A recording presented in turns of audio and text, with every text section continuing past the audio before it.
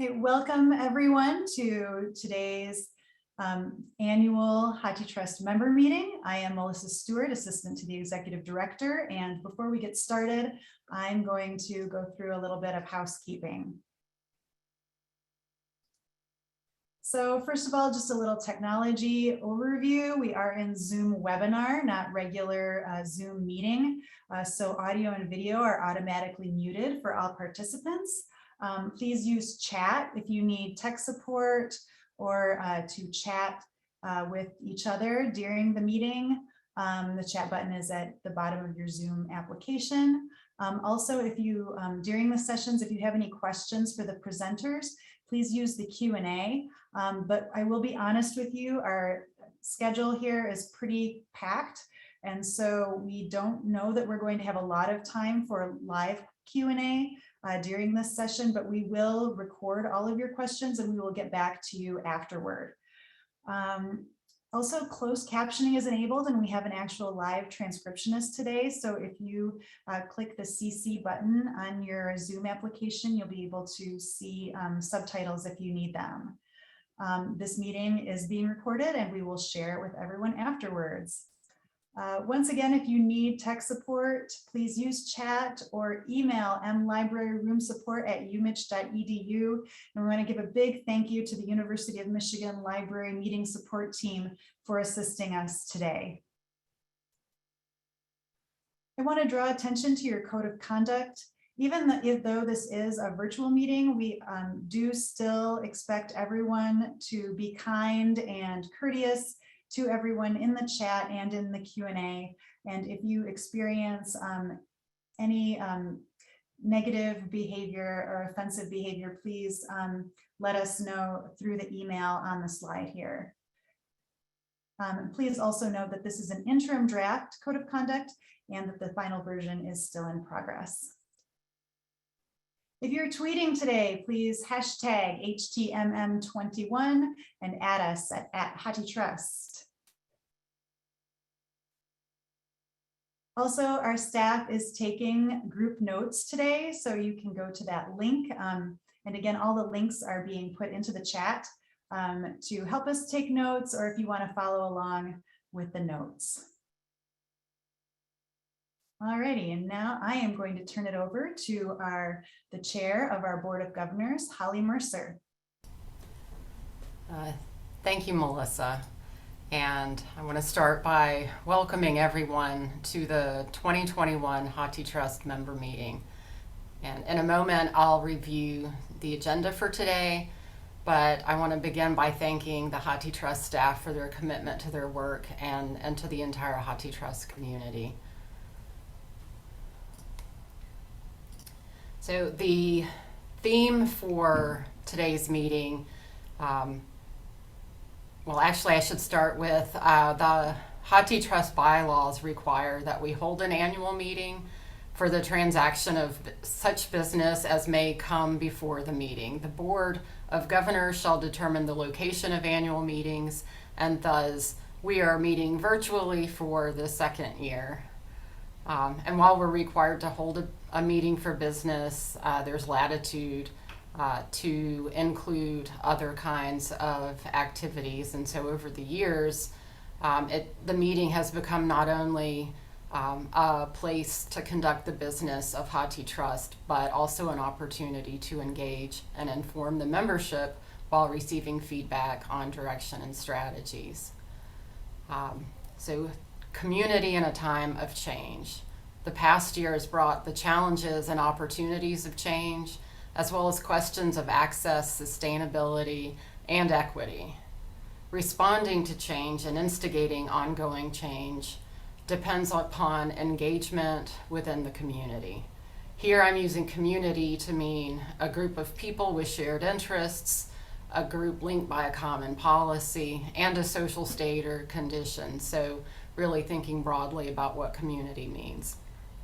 And during this year's meeting, we'll consider how the idea and practice of community defines HathiTrust and its services, contests commonly held beliefs about our community, and how in a new era of change, HathiTrust members can coalesce around directing outcomes for the betterment of academic libraries, the individuals that we serve, and society at large. Okay, next slide, please.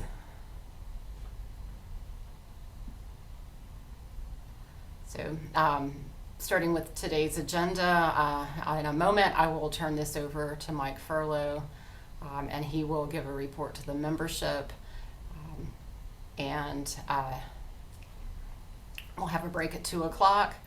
You'll hear detail from the program steering committee about their work and their working groups at 2:10, and then we will hear our keynote address from Dr. Kim Gallen, who is Associate Professor of History at Purdue and a recipient of the Mellon-funded grant through the HathiTrust Research Center's Advanced Collaborative Support Program.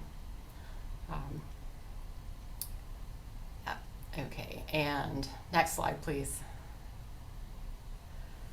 I extend my thanks to the program planning committee for today's meeting agenda. I hope you'll find the theme timely, and of course we have a terrific speaker joining us as well. Next slide, please. These are the current members of the HathiTrust Board of Governors, and I want to acknowledge Kenning Arlish, Mimi Coulter, and Robert McDonald for their contributions, and their terms end later this year. And next slide. And we have 4 new board members beginning their terms in 2022. Pay careful attention. There'll be a quiz after this later. Not really, but we do have a lot of change on the board coming in January. So Teresa Bird and Shumai Wong will be serving 3-year terms, replacing Mimi Coulter and Robert McDonald. Ann Houston, who recently was on the program steering committee, and Beth Namachivaya will begin 2-year terms, replacing Kenning Arlish and Yolanda Cooper. Jenny Steele has been appointed as the past chair of the executive committee, beginning January 1st, completing the term of Yolanda Cooper. Claire Stewart is the chair-elect, and her term began in August of this year. She will serve as chair-elect through 2022 and begin her term as chair in 2023. And next slide. Thank you. And here you see the program steering committee and this year's members. You'll hear from members of the program steering committee later in the agenda as they give reports on the work that they've been doing, and they do a tremendous amount of work on behalf of HathiTrust. So with that, thank you for your kind attention, and I'll now turn over the screen to HathiTrust Executive Director Mike Furlow. Thanks a lot, Holly. I really appreciate it. And welcome to all of you for being here. I appreciate you all being here this afternoon. I just want to note one quick thing. I'm always looking forward to the rest of the day of the HathiTrust member meeting. And I just wanted to note one small schedule change. We played a trick on Holly and didn't tell her. We're going to go from my talk straight to working groups updates from the program steering committee right at 2 o'clock. Our break will be at 2:20. And then we'll be joined by Kim Gallen. Before we jump into my report, I'd like to introduce my colleagues here at HathiTrust. They are a fantastic bunch, and on this next slide, you'll see photos of what we used to look like.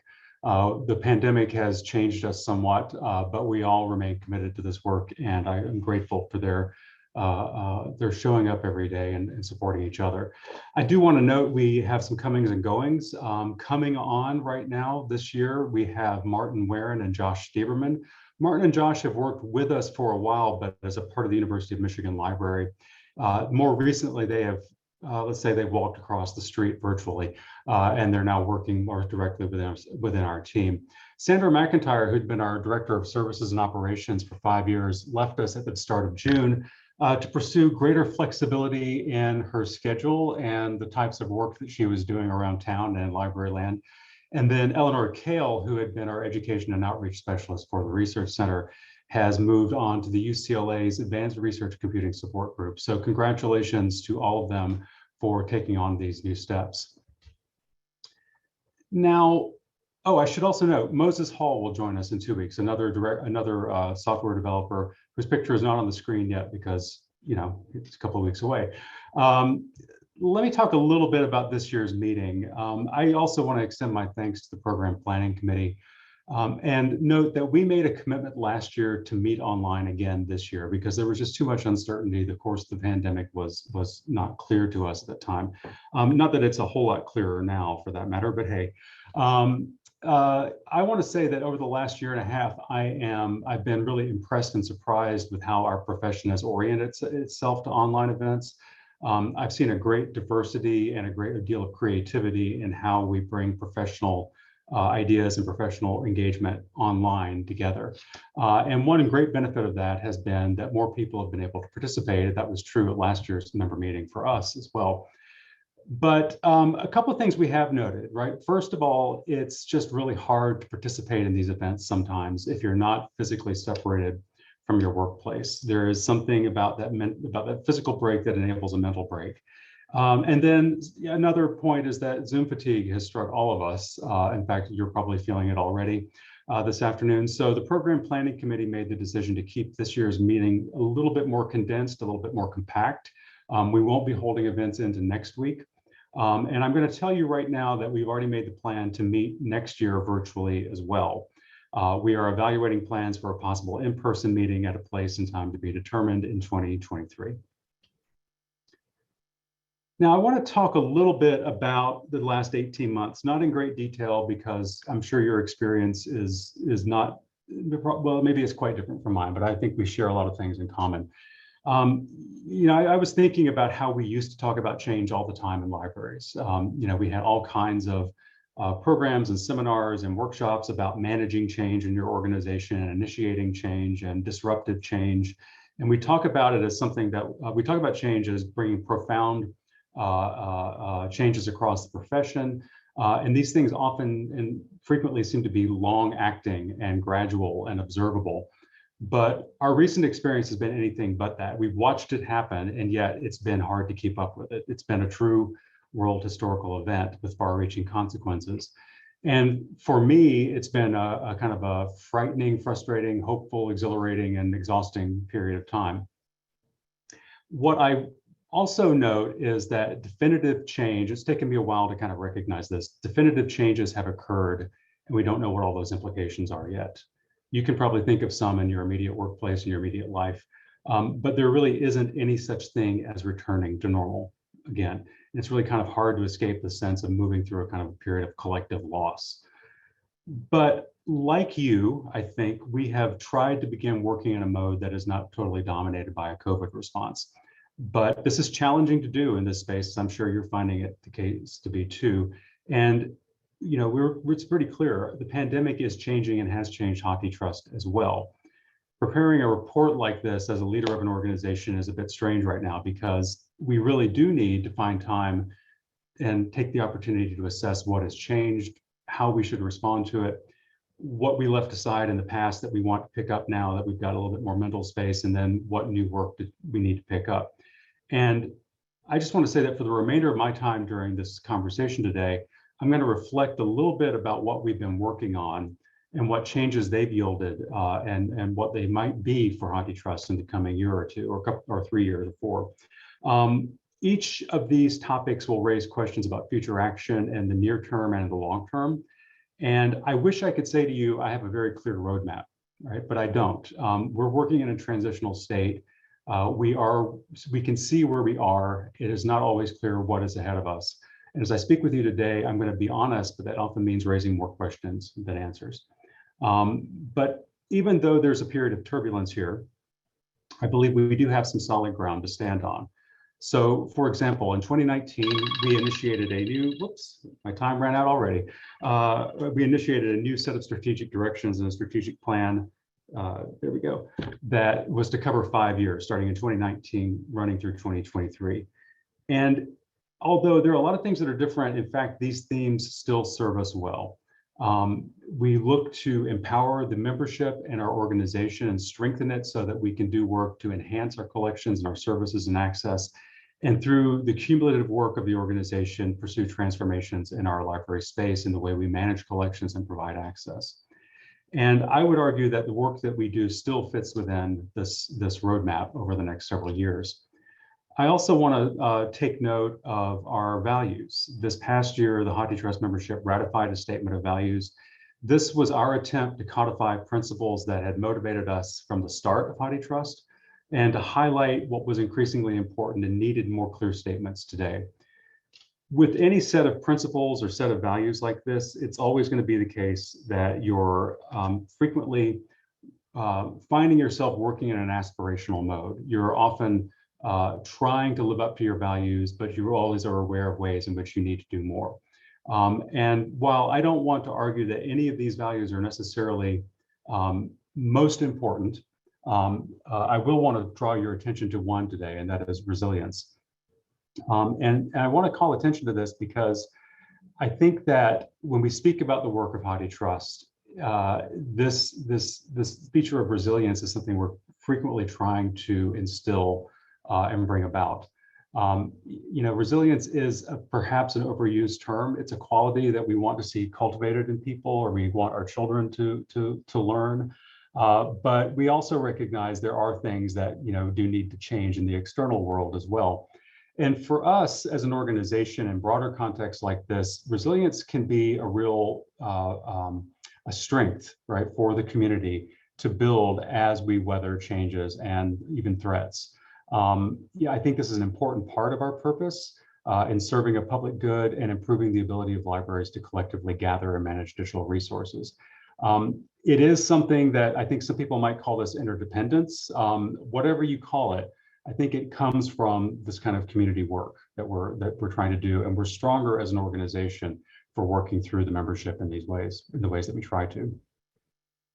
I've often cited emergency access as one example of how resilience has been at work over the last couple of years, because through the work of a couple of dozen libraries that really engaged in large-scale digitization of millions of books, we were able to support continuity of access and continuity of services around the world through emergency access.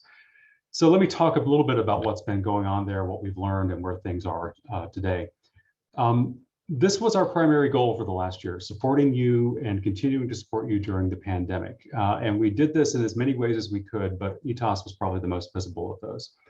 Now, today, we have 9 institutions still using emergency access services. They're in the United States, Canada, Lebanon, and South Africa. But at the start of this year, we had well over 100. And over the summer months, we began to see this change. We began to see more libraries return to something like regular services. And by late August, we were deactivating libraries at their request multiple times a day. So you see here on screen just a quick glance at some of the overall usage over the past year and a half. We've had at peak about 190 institutions using ETAS at one particular time. And we've seen a substantial amount of daily checkouts that had a real impact on our, we needed to build up our infrastructure and very fast because what we thought was going to be temporary was in fact not very temporary at all. This next slide just gives you one more dramatic picture of how things have changed. As you can see, this demonstrates various ways of measuring access and usage of ETAS over the last 18 months. And the period of heaviest usage was last spring semester, Northern Hemisphere spring semester. And you can see here in the summer months to the start of the fall term here in the United States, just a dramatic drop off, more libraries reopening their doors to something like regular services. Now, we've learned some things from working on this project over the last period of time. One of them is something I've highlighted to you before and something you've known, but it's that these retrospective or historical, or what some will call legacy collections, they are really your collections, right? And they matter. They matter to your users, even when some organizations don't seem to think they have a commercial market value. Most of the material that was accessed from HathiTrust over the last year and more really isn't available through aggregators who license digital collections. This was the source. And we showed that we can responsibly and lawfully deliver collections in ways that are consistent with fair use and with library exceptions and mission. Mass digitization was, in fact, worth it over this period of the last 20 years. We also saw some things at a very local level and micro level. We're aware of lots of unintended effects that ETOS had. For example, in many cases, emergency access services contributed to the disruption of resource sharing networks, which is not what we wanted to do. It's not an intended consequence at all, but it is one thing that did occur. And as we look at continuing services in this space in the future, we're going to want to think about how we can do that differently. We also saw that a real spectrum of users with a real spectrum of strong opinions about access to library collections online. For some of them, they were thrilled, especially early, to have access to the library when they couldn't physically go there. Many of these folks, though, expressed strong preference for access to physical volumes, that they really needed the affordances that print gave them. Digital is simply not for everyone. And even though we have really made it something to stand on in the last year, it's just the case that extended screen reading for long form materials on HathiTrust is not everyone's cup of tea, and it's sometimes problematic for people. So we tried to take some action in this past year to respond to these issues. And we heard a lot of different pieces of feedback about our interfaces. And so we drew on that to launch the most significant change in our user interface we've done in more than probably in about a decade. We added to our reader, our book reader, a number of features that gave readers more direct control over their online reading experiences, giving them ability to track search results while reading in the book, more flexibility of display, especially for OCR, and the ability to really maximize their screen reading real estate. We drew on, as I said, we drew on feedback we received from users, but we also tried to do some before and after comparisons. And it's really clear to us that by implementing this new book reader, it has improved the quality of access for readers across the board. We see very clear changes in response when we ask about user satisfaction with this interface before and after its launch. And through this change, we've actually been able to benefit library users and HathiTrust users, no matter where they are in the world, regardless of whether they're using ETOS. This is something that has actually benefited the entire readership and usage community. Now, some of you are probably wondering what's next for access like this.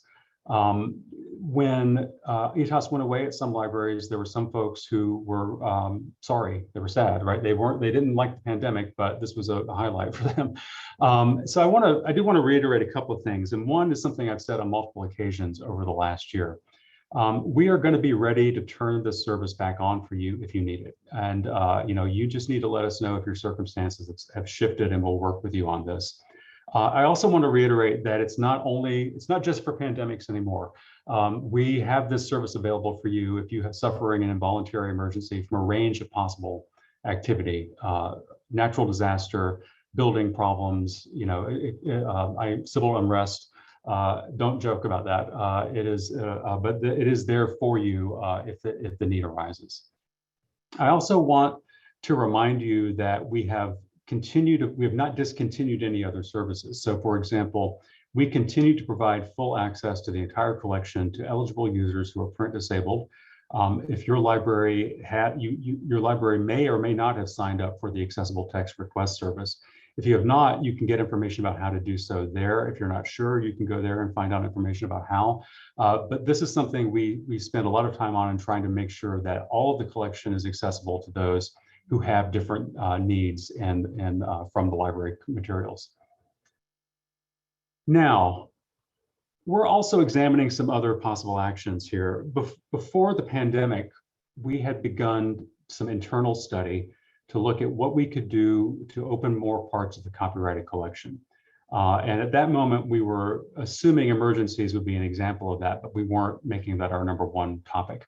We're talking about late 2019 here. But now that we've been through 18 months of emergency access and we're able to lift our heads up a little bit, we are bringing this conversation back around among ourselves, and we are asking these questions about how to provide greater access to the collection within the bounds of fair use, within the scope of existing exceptions for libraries.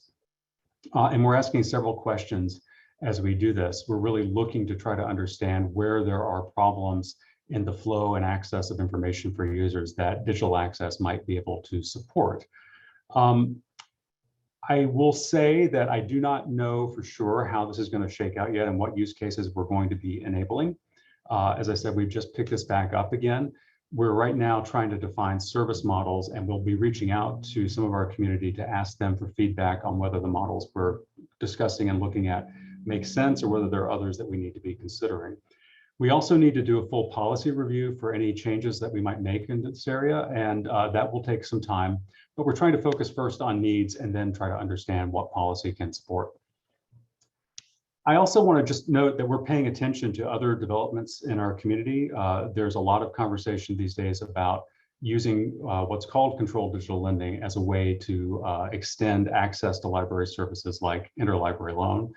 I'm also noting in particular that NISO has recently been funded to create a working group that would establish best practices or for libraries and organizations to enable digital lending.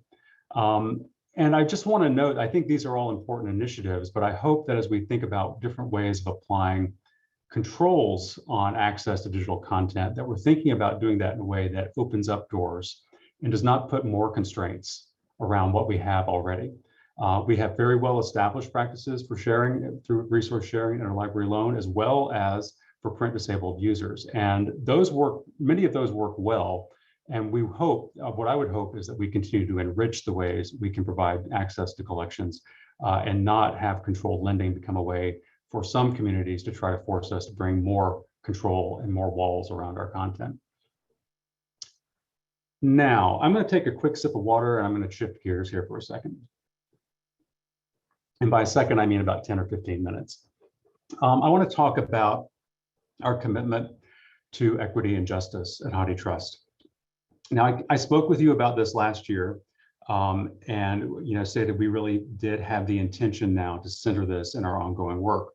And we've made a commitment to action and reporting to you on it and engaging you in it. And over the past year, I'm happy with a lot of the things that we've done, and I'm also recognizing the need that we have to do significantly more. Just a quick couple of pieces of background for you if you weren't here with us last year, if you're a new member. We all inherit histories. We all inherit patterns and social networks and political and power networks that we live in. Our organizations do too.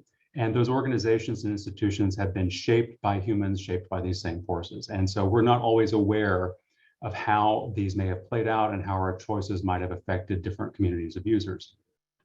So we've made an organizational commitment to change, but also first and foremost, understanding what kind of change or how to change. We want to take action where we can, but we think that it's important also to look more deeply at how we develop our programs and our services and understand how they're operating.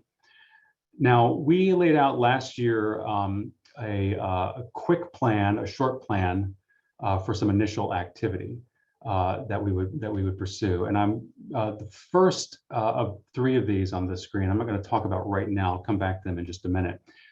These are efforts that were really going to be ongoing. They really focus on making our commitment on developing kind of an education pathway for us and centering our awareness of these things in our work. The bottom two items there, we've made some progress on. I spoke to you about the statement of values earlier in this presentation. We do have a code of conduct that's in final review right now that I hope we will have available for everyone to use next year in our member meeting. And we are beginning a round of recruiting that's going to take advantage of some expertise here in the University of Michigan to help us recruit, we hope, a more diverse applicant pool and hire a more diverse finalist pool. Now, as we develop HathiTrust's agenda overall for this, we have 4 areas that seem especially important: collections, metadata access, and membership. These are areas in which we believe we have the greatest potential to positively affect how we deliver what we do and how we operate. So And I want to speak about how we worked on different aspects of this year, but first talk about it from an internal perspective and then from a more public-facing perspective. So let me talk about internal.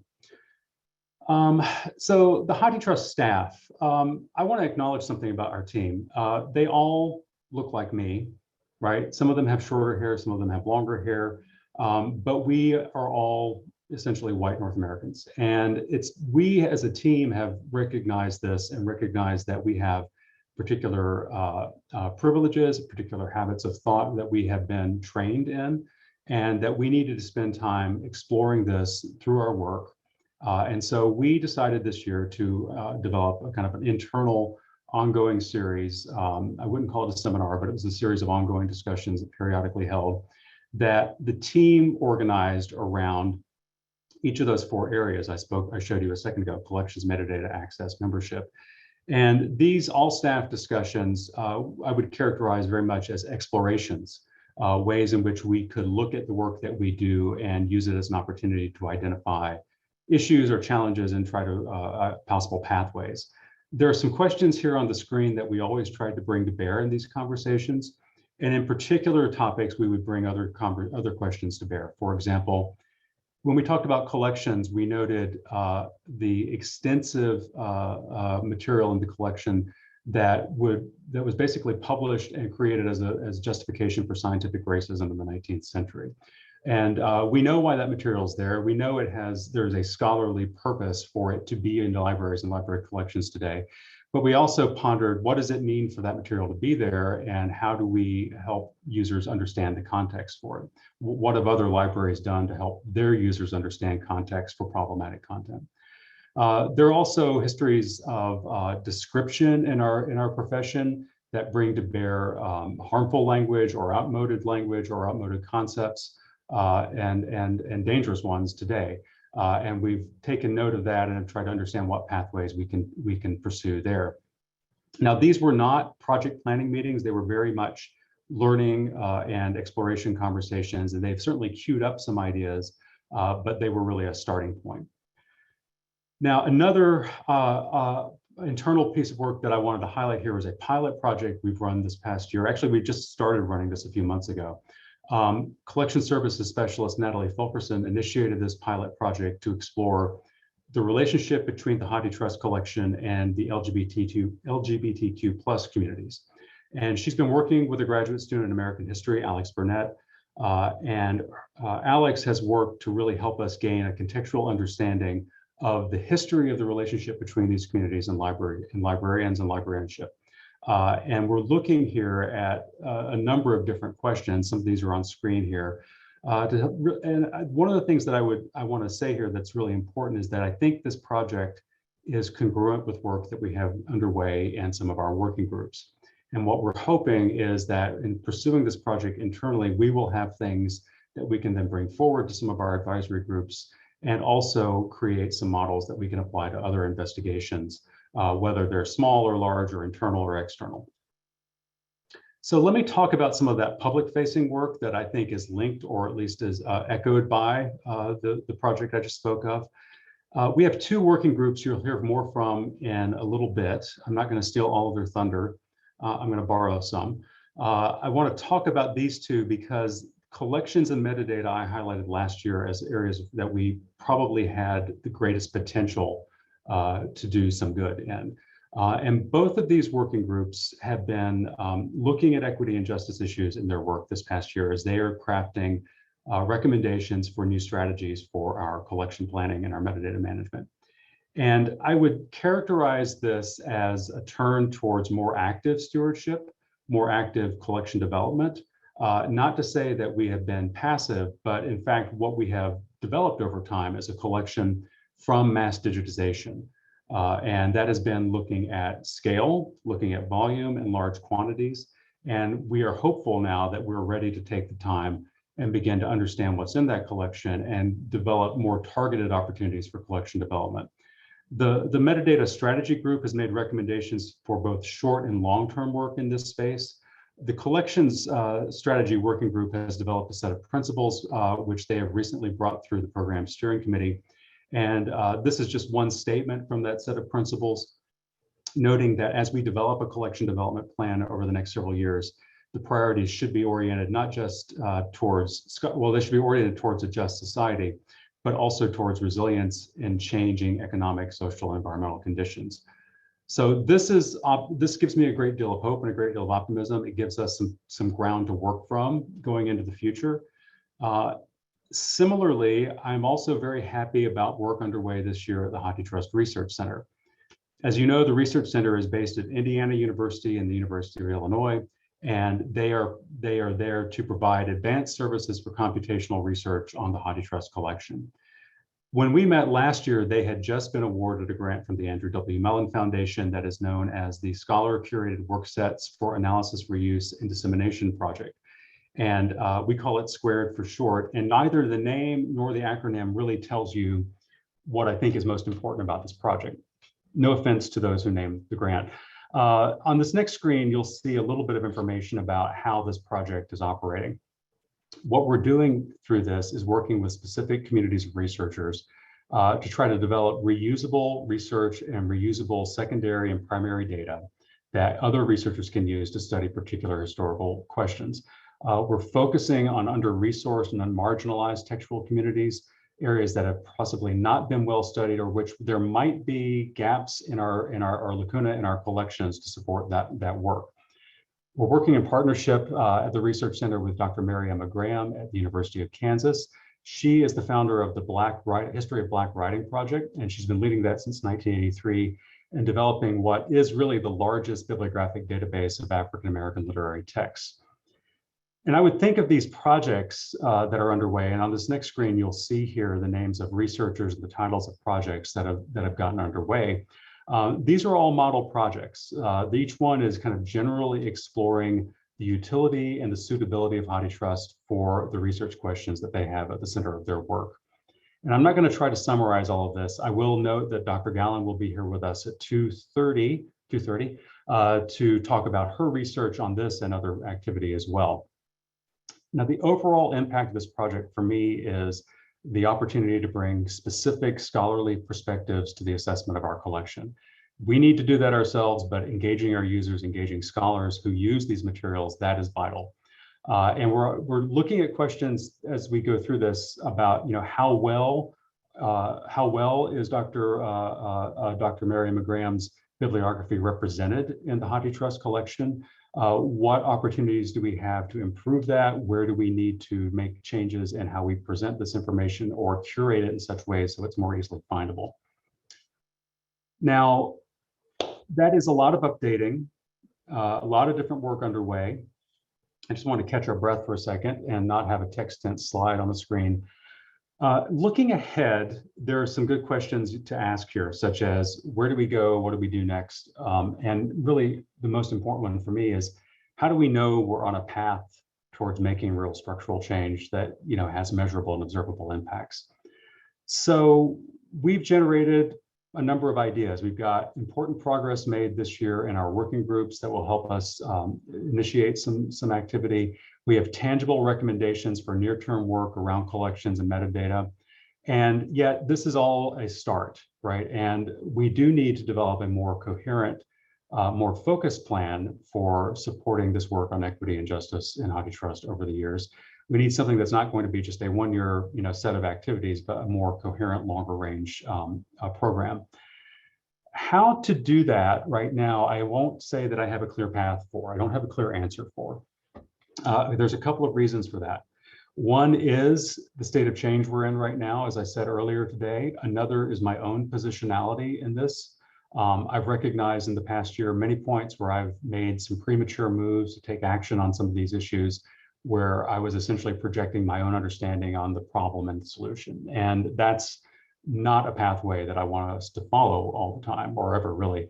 So at a minimum, we need to broaden our engagement on these discussions and these activities with our stakeholders. That includes you, it includes some folks who are not here today, it includes a number of different other communities as well. That's a commitment I want to make to you in the coming year. We'll be working, or I'll be meeting with the Board of Governors at our November meeting and talking through a number of strategic initiatives. And this is front and foremost on our agenda. And the key thing I want you to know right now is that We'll continue this work. We're committed to this work. I'm committed to it. My colleagues are committed to it.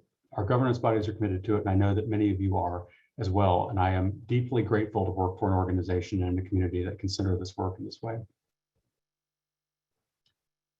Now, another shift of gears here. I want to talk about our community in particular. I want to talk about our membership and some patterns of change that have emerged over the last 2 years. They're good, but they raise, guess what, questions. Originally last year, I thought we could take some time this year, 2021, to develop a more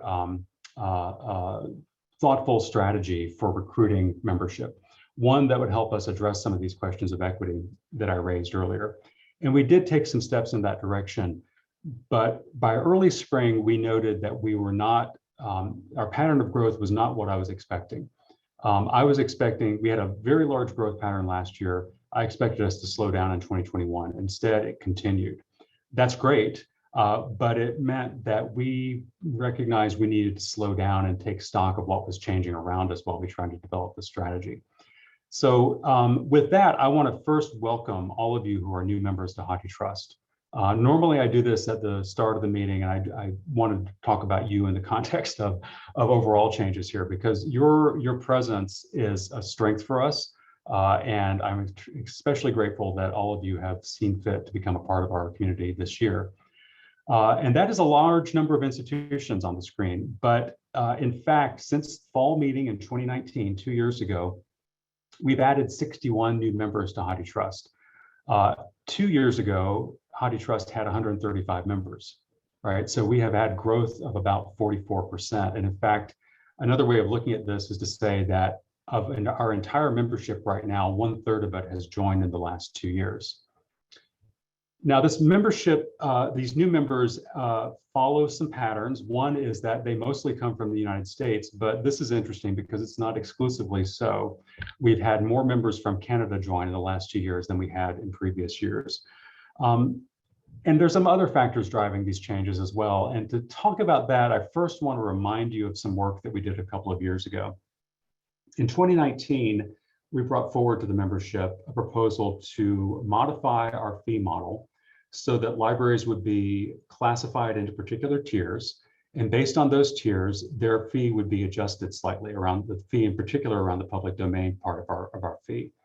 The idea here was that we could use tiers as a proxy for the overall size of a library, the overall size of its collections and its programs, in an attempt to more equitably share the costs of operating HathiTrust and planning for its future across the membership. So libraries in Tier 1, who have smaller budgets overall, are libraries that pay a little bit less than other members of HathiTrust. Now, I want to say, you can see here on the screen what are currently the lower and the upper boundaries of these tiers. I'm not going to do a full tutorial on our cost model today, but I do want to note that we said a few years ago that tiers are not set in stone forever. We need to do periodic reviews of them, and we are planning to do an informal review in the coming year to make sure this model is still working in the ways we want it to be working, that it's still doing what we hope, and it's still distributing costs equitably. So I'll have more information about that review for you after the next Board of Governors meeting. We need to queue that up for pretty early in the year. But the reason I wanted to highlight this change is that I think it's had an impact on our growth and our pattern of growth. In fact, most of the schools that have joined us in the past 2 years are essentially members of Tier 1 in our classification. And so one of the factors driving growth of HathiTrust over the past couple of years has been the cost reduction. There's been a significant decrease in the minimum fees for HathiTrust members since 2019. And you can see here that before tiers, our lowest fee for 2019 was just under $9,500. And this coming year, the lowest fee for a HathiTrust member will be just over $5,300. So that's a huge shift. Now, it's true that in fact, overall fees have declined over the last couple of years as more members have joined. In fact, the highest paying members of HathiTrust have even seen their fees decrease by about 10% in the past couple of years. Now, there have been other factors driving membership. It's not just cost and the adjustment of the tiering model. For example, emergency access. It should go without saying. The provision of that service was really important in the decision-making of a lot of libraries to become members of the last couple of years. But that's not in fact the only factor that drove many of them here. In fact, many of them had been talking about becoming members, have been examining it. Others were interested in coming on board because of our shared print program, others because they wanted to link their work to broader transformative efforts in libraries, others because of the research center. There's a wide range of interests that libraries had. I want to talk for a little bit here about the impact of these changes. That is not, in the past, just to provide you some context, our membership would grow by 9 or 10, maybe 8 or so members a year. And that was steady and consistent. But this much change all at once is a pretty significant one.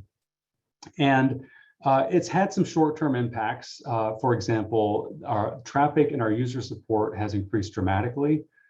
We saw over the last year a 33% increase in tickets. Our average tickets per day climbed from about 11 to 17, which doesn't sound so much until you realize you didn't get to Mondays yet. It's kind of hard to separate some of that out from ETOS usage, but it remains true that we're still seeing user support inquiries increase. And we need to improve the quality and frequency of our communications with the diversity of our members. We have not, frankly, been able to do the same kind of onboarding and personal touch that we ordinarily would like to do with all members over the last couple of years, given what's been going on. Now, those are short-term things. We can address those. We are planning to hire new staff to help address some of those issues. But there are longer and bigger impacts. And I want to talk here briefly about a book that's just been published by Princeton University Press, written by Deanna Markham and Roger Schoenfeld of Ithaca. And it's a history of mass digitization and the founding of HathiTrust. And leaving aside for a minute that it's simply strange and weird to see things that you've been involved in treated as a history, I found fascinating in this book their work to situate HathiTrust and mass digitization as part of a long history in libraries to build mechanisms for collective management of collections and to create something like universal access.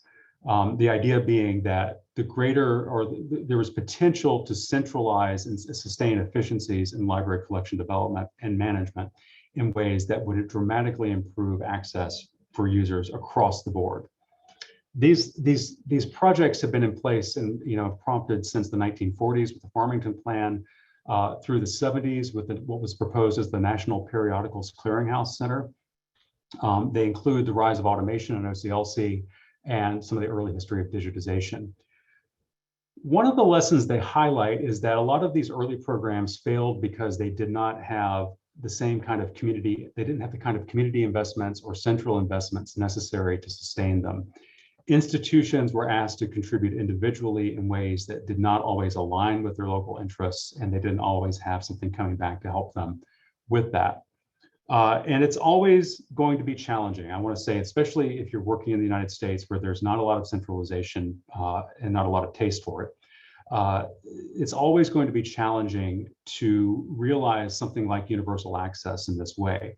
It's really like the statement of values, it is aspirational in nature. It's always on the horizon. But what I found, what I want to talk about here is that Roger and Deanna situate the Google Scanning Project and HathiTrust in this history as the closest the library community has come so far to realizing that overall objective of universal access and collective management.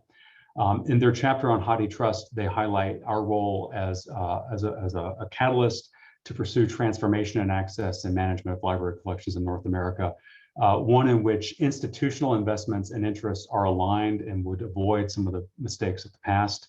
And they pointed to the importance of keeping governance and our activities closely aligned with that of our membership. And I think that is really important. Maintaining that link between HathiTrust as an organization and the libraries we support is critical to me. It is one reason we are embedded in an academic library. It really helps us frame our strategic directions as ones that match with and map onto library needs and future trajectories. And the growth of our membership in this respect is a continuing strength. We have now a greater diversity of organizations in our membership, a greater diversity of experience, a range of institutional types and interests that I think give us insight into a wider spectrum of user needs and into and can give us insight into different ways we need to be thinking about collective management and collective preservation into the future. Now, I want to be clear, we still ask a lot of our members, right? We're asking you to be here today, participate in governance, vote periodically, read the newsletter, take part in various opportunities to support our advisory networks. And we rely on contributed effort from library members to support our user support program and to do copyright review as well. And as we have grown, a couple of years ago, we were looking at cost and how to make sure that was equitably distributed. It's important to remember that not everybody is able to contribute in the same ways, right? Smaller libraries might have fewer staff members and less time to spare to these kinds of contributed efforts than other organizations might. So these different contexts mean that our members might look at our mission a little bit differently. I'm not saying our mission is different or needs to be different. I'm saying that there might be differing perceptions about what's most important in what we do, because we have a wide range of programs. We have the digital library, we have the research center.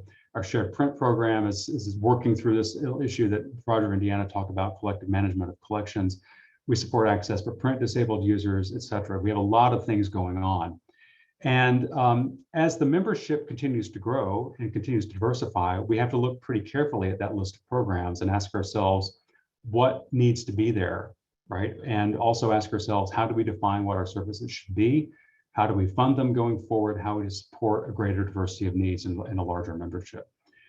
I'm not suggesting that there's a change immediately on the horizon, right? I'm just going to note, though, that we are in the middle, or rather concluding the third year of a 5-year strategic plan. The next period would begin in 2024, and it's time for us to start thinking about what comes after now.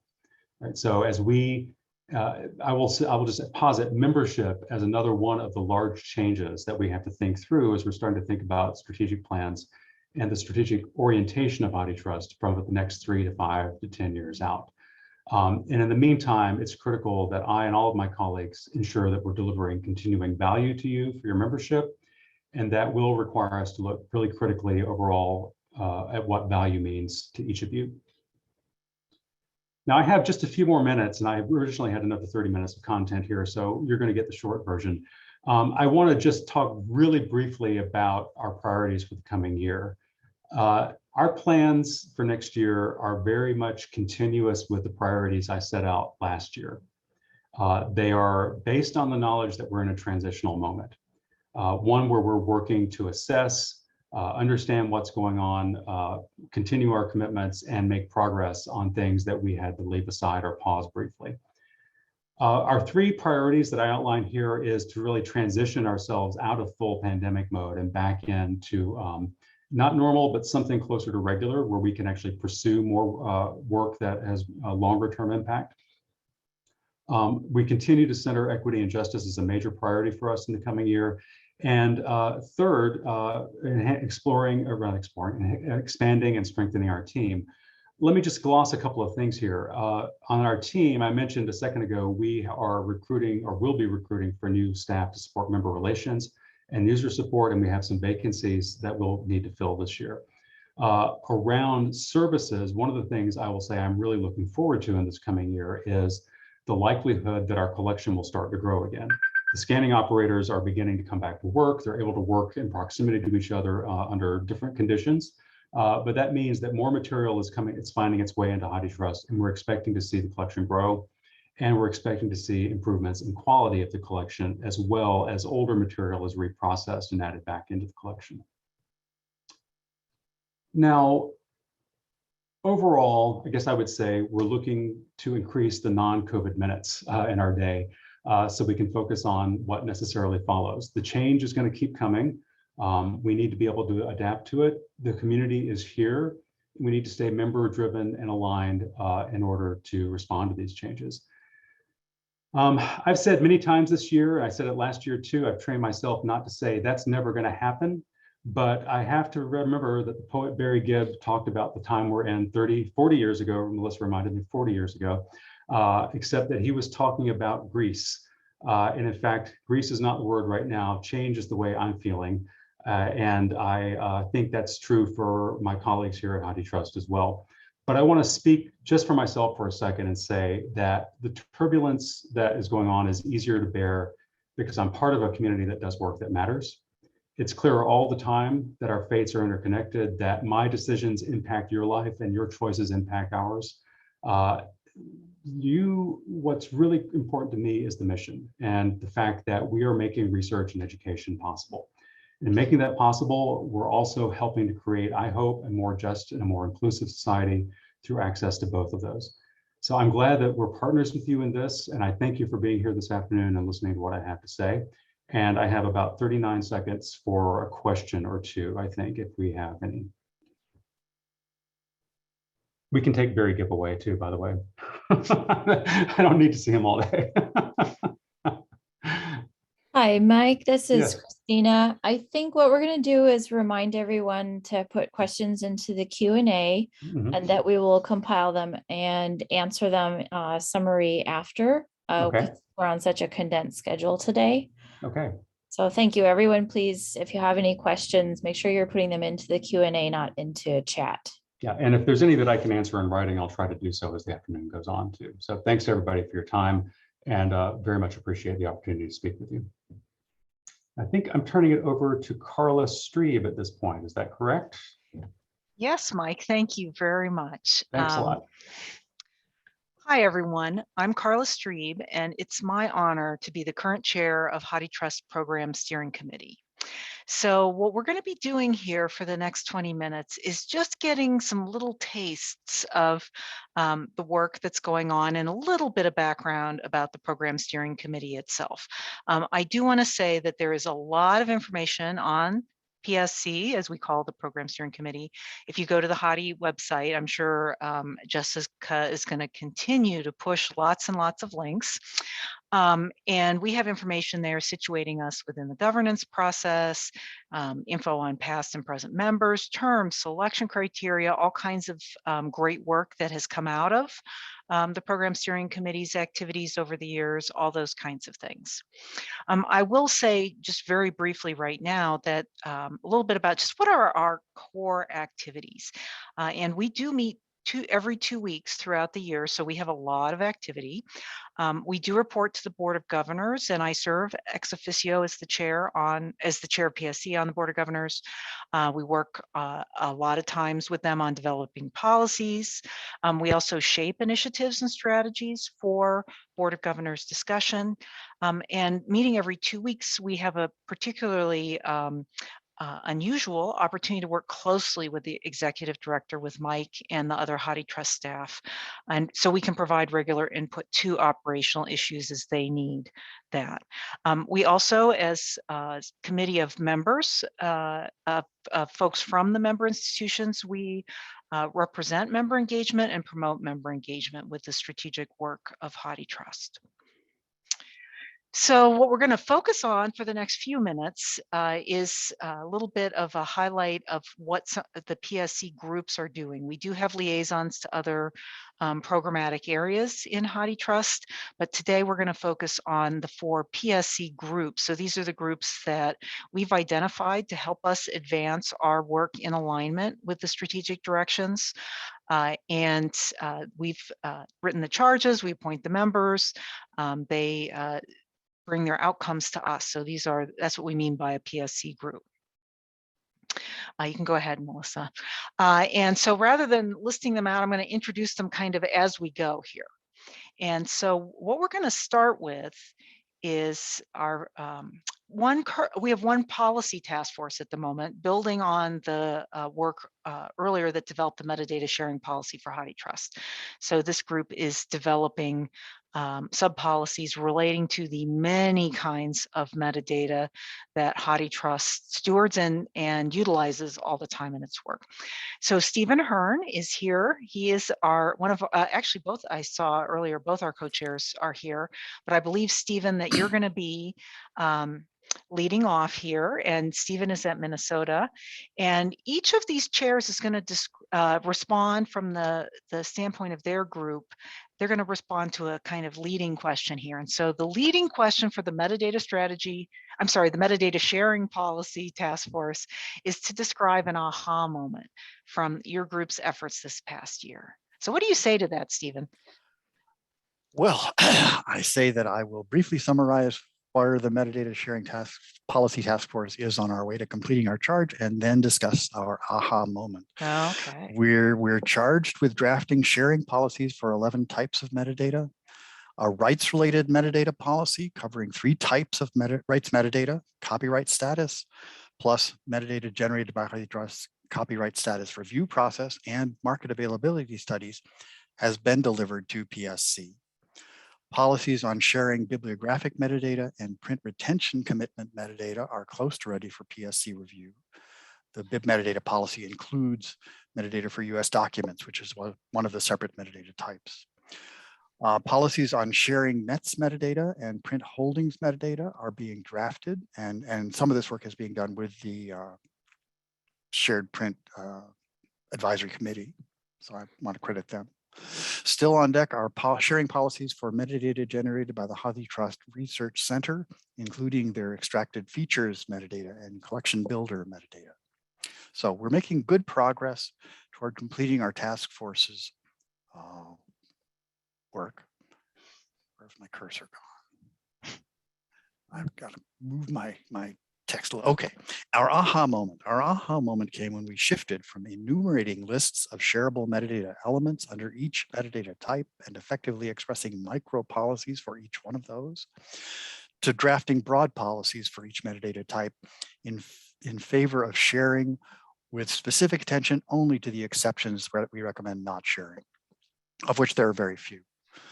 This approach aligns better with the approved metadata sharing framework document that has been guiding our work, and that document favors sharing as a basic principle for leveraging the value of HathiTrust's metadata assets. Thank you, Stephen. Yep. And I feel like I remember when that maybe happened. So keep up the good work. We're going to get through all those metadata types. Yep. So next up is our Digital Collection Strategy Working Group. And Mike already did a little bit of shout out to this group, so it's okay. The chair of Digital Collection Strategy is Wade Wyckoff at McMaster, one of our Canadian members who were that were highlighted earlier. And Wade is going to has a little different question to respond to, which is from the context of your group's work, what's a longer term challenge that's really occupying your focus right now? Thanks, Carla. So I'm also going to just give a quick update on the working group's 2 main areas of activity since the last member meeting before we dive into the question. First, we've been working with Jessica Rohr at Hathi on developing a strategy for communicating with the members about the digital library. One aspect of this we're anticipating will be outward communication about the existing collection, which we hope will assist members in building their own knowledge and communicating with their campus communities about the collection. We're also talking with Jessica about possibilities for gathering input from the members, which I'll touch on in a moment, and how best to target both of these communication activities so that they reach the right people in our organizations without overloading anyone's inbox. Moving to our other work area leads nicely toward the question of the longer term challenge. As Mike mentioned in his update, we've spent a portion of our time this year drafting a statement of principles for the digital collection. I do want to extend a special thanks to Heather Christensen, who was the lead author for this document. We hope it will help to guide activities around the collection in alignment with Hathi's strategic plan and with the statement of values that was approved by the board in June. We recently discussed the latest draft of the document with the program steering committee, and we're grateful for their thoughtful feedback on it, as well as the support from that group as the document moves forward to the board for approval. So on to the challenge. The growth of the digital library to date, as Mike mentioned, has been driven largely by mass digitization of collections held by major research libraries. The collection reflects this in many ways, showing a high proportion of materials that are common to large academic libraries that are readily suited to mass digitization and that were selected for digitization without really having a shared goal across the Hathi membership. So the longer term challenge that Hathi and the working group face is changing the way in which we think about and approach development of the digital collection. Upholding the commitments that are articulated in the HathiTrust statement of values and the similar goals that HathiTrust members are aspiring to locally calls for us to build on our history of mass digitization by pursuing more coordinated development of the digital library. We see opportunities for HathiTrust and the membership collectively to take action together that would not be achievable to any of us as individual institutions. We know that identifying collaborative collection development possibilities and framing them in ways that allow many HathiTrust libraries of different types and different sizes to be active participants also has challenges of its own. All of our organizations have limits on their capacity and will need to identify meaningful but manageable areas of work that move us toward more guided development of the digital library and more diversity in the Hathi collection. So the working group will be calling on the members for your help in addressing these challenges. As part of our work with Jessica, we're planning to reach out to the members for your input on ways to begin our move toward more coordinated collection building. In the meantime, we encourage you to consider and discuss your institutional strategic priorities and how a HathiTrust collection project might relate to them. Are there strengths in your collections that you suspect are underrepresented in Hathi's digital library? Are you making strategic investments in collection areas that could benefit other members if they were included in the digital library? What types of support might you need to identify, prioritize, or digitize materials that you hold that aren't in the Hathi collection, or to contribute them to the digital library? While the working group may ask some of these questions in a more formal way in the coming weeks, we're happy to hear your thoughts anytime. Please feel free to reach out to me or to any member of the working group with ideas or questions. We're really counting on your input as we start to develop our proposals for PSC that aim to move us forward on this work together. Thank you so much, Wade. Great use of 4 minutes, right? So next up is Chris Cox, who's going to be talking with us about the User Engagement Task Force. And Chris is coming to us from Clemson and is the current chair. And his question, you're gonna have to change the slide. Yeah. Okay, so he's also going to talk about the aha moment from the group's efforts this past year. So go for it, Chris. Thanks so much, Carla. Good afternoon, everybody. So the User Engagement Task Force was formed to consider ways that HathiTrust can better understand user needs and support member libraries in engaging users. We've been working for a little over a year, and we're getting close to completing a final report on our work, compiling the results of our analysis of HathiTrust's current engagement work, reviewing best practices from other organizations, and compiling the findings from activities such as the one that we did at the last HathiTrust member meeting, as well as the results of a survey we sent out to all of you this past summer. One of the things that, as we've been analyzing the results of the survey, the aha moment that we've noticed is that based on the audience that we were trying to get to, research instruction librarians, line librarians who are working directly with patrons and with the public to use HathiTrust as a collection and some of their services, is that we really don't have an easy way to communicate with these folks. And the concern, I guess, we wonder is, are we hearing their voice? A lot of these meetings are focused on member representatives, and they might be in a variety of different positions in HathiTrust member organizations. But what we realized when we looked at the survey results is that those folks might not always be aware of all HathiTrust services that we may be aware of as member representatives. And these individuals may also have resources to teach and share tips and tricks to using HathiTrust, which all of us could use and would benefit the whole organization. So this might be an area that HathiTrust should explore. I want to thank the members of the group that were listed before. Couldn't do without them. Thanks for their hard work, and thanks to all of you for listening. Thank you, Chris. So our final program steering committee group is just a little different in the crucial sense that they have made it over the finish line just very recently. And so this is probably going to be the last official act of the chair of the Community Metadata Strategy Task Force. This group has done fantastic work. Like all of our groups, all 4 of these groups were formed before the pandemic, shortly before the pandemic, and have worked consistently through the pandemic. And Community Metadata Strategy has been so well organized and so committed that they've now given their final report to the Program Steering Committee. And we have thanked them and told them that they need meet no more in their current form.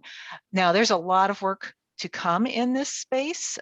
We are doing work looking at operational recommendations as well as larger impact recommendations coming from this group's work that will be going forward to the board. But right now, I want to both welcome and thank MJ Hahn, who's at the University of Illinois and who is the current chair. And she's going to be talking about, appropriately enough, what's the next right thing for HathiTrust to be doing for work in the area of metadata, community metadata strategy. Hello, everyone. The Community Metadata Task Force team was formed in January 2020 and wrapped up its charges in September after we submit our final reports to the PSCC in June. So our final reports includes a set of recommendations regarding how metadata could be best managed to support HathiTrust services that would help or possibly ease member institutions so they can work, they do not need to a lot of effort for their metadata already submitted. So our final recommendations were developed based on findings from meetings with many stakeholders, including colleagues who work with metadata in member institutions, HathiTrust, and JAFA, and the reviews of past reports contributed and completed by many various HathiTrust committees and metadata working groups. So while the question says what next right thing to do works in this area, what our group found during the last year and a half was what the right thing to do as a member libraries to support HathiTrust services and ultimately our users who use HathiTrust. So as everyone is aware of, the metadata is a driving force of HathiTrust services, and HathiTrust uses the metadata for its discovery services and makes it available for many different types and formats of metadata to support the scholars and general users.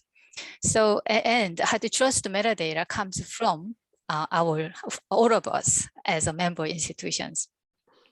So our group would like to share the three right things that we as a member libraries can do to support HathiTrust. The first, it would be important to remind all of us that HathiTrust relies on member contributed metadata for its services from us. And second, there are additional needed initiatives that Mike mentioned in his remarks, such as DI work and linked data. And that is also based on the metadata, and the metadata quality really matters for that initiatives and overall works. And third, we all try to submit the quality metadata as best as we can, but I think it would be really start from the beginning that would benefit both our institution and HathiTrust. So for example, we do not need to resubmit our metadata if we work on the metadata when we submit the metadata initially. And a couple of areas that we identified that we could do better is the enumeration and chronology of the chronology information of the serials items in HathiTrust, as well as the names in access points that impact the clustering and discovery services. So again, HathiTrust service relies on metadata that we as a member institutions submitted. And I think we can work on better and make HathiTrust services better. And as Chris, I really would like to thank you, our members of our group, that some of us, I saw their names in today's meeting. So thank you so much, everyone, for your great contribution and great work. Thank you. Thank you, MJ, and thank you also to the members of this group and all of the other program steering committee groups. And you make a really great point that many of those folks are here with us right now, and it's great to be part of the conversation with you here. If you're thinking, oh, well, how do I get involved? I'm going to wrap up by noting that while our task forces are of limited duration, and so the members don't have terms, they work as long as the task force works, and then we thank them and they can turn their attention to other work once that task force is done. However, the Digital Collection Strategy Working Group is a working group and does have members that are appointed to 3-year terms. And we are coming into the phase where folks who are interested in joining Digital Collection Strategy Working Group can nominate or express interest. And we actually, because of the pandemic, we got a little out of sync here. We're going to have 3 3-year terms opening up and 3 2-year terms opening up because of some juggling we had to do last year in the midst of the pandemic. In addition, Jessica got me to put this in here also. If you're thinking about, wow, the membership meeting, it would be interesting to have the opportunity to help shape that for next year. We had to make certain kinds of decisions about the kind of meeting we would have this year, but it's a little bit more wide open next year.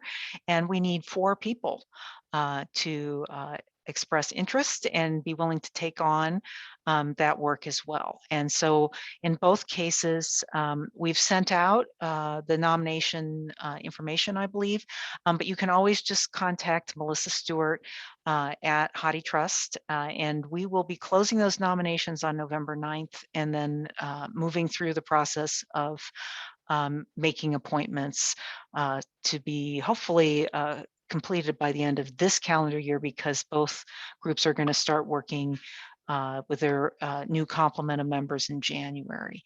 So we are a place in HathiTrust that is very member driven, and we need to rely on a group of folks like ourselves who come from member institutions and really see the value and purpose of HathiTrust and want to contribute to making that as impactful as possible for our community and for our organizations. And with that, I believe that we might be able to give you 2 extra minutes for the break, because I think I'm the person to say that. Next up at 2:20, I'm sorry, at 2:30, we'll have our keynote speaker, Dr. Gallen. And so I really appreciate having a chance to update folks on what the program steering committee is doing. I too am someone you can reach out to if you want to know a little bit more. And as I said at the beginning, there's lots of information on the website about us and our work as well. So thank you.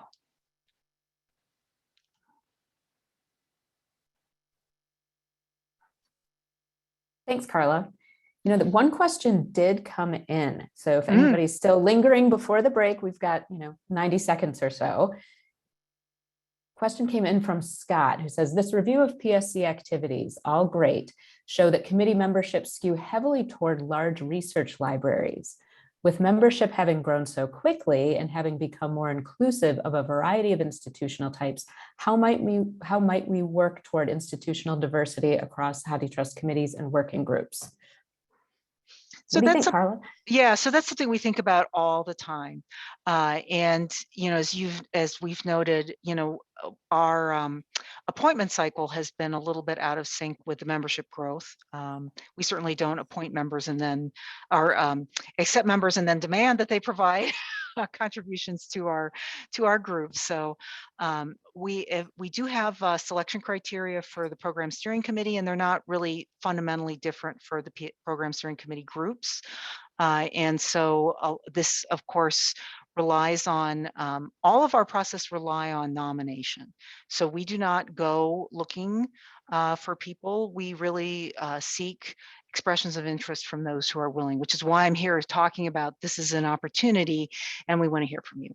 So I think in some ways the best answer is the best way to keep our groups as diverse as we can is for us to hopefully do the recruiting that we need to do to get the word out, to get folks who are interested and willing to commit the time and effort, which is always substantial, just to be upfront there, to expressing interest so that we can incorporate those into our decisions and reflect our commitments to applying a whole range of criteria to creating a wide range of perspectives for our groups and our work. Thank you, Carla. It seemed so tied to the last message on Yeah. recruiting. I snuck it in there, but everyone break. We will be coming back at 2:30 to hear from Dr. Kim Gallen. Thank you all very much, Carla, and everyone from the PSC group chairs.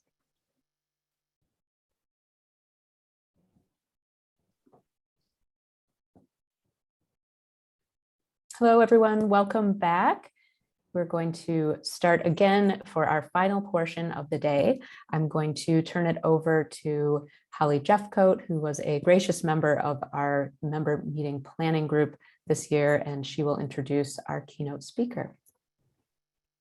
Thank you, Jessica.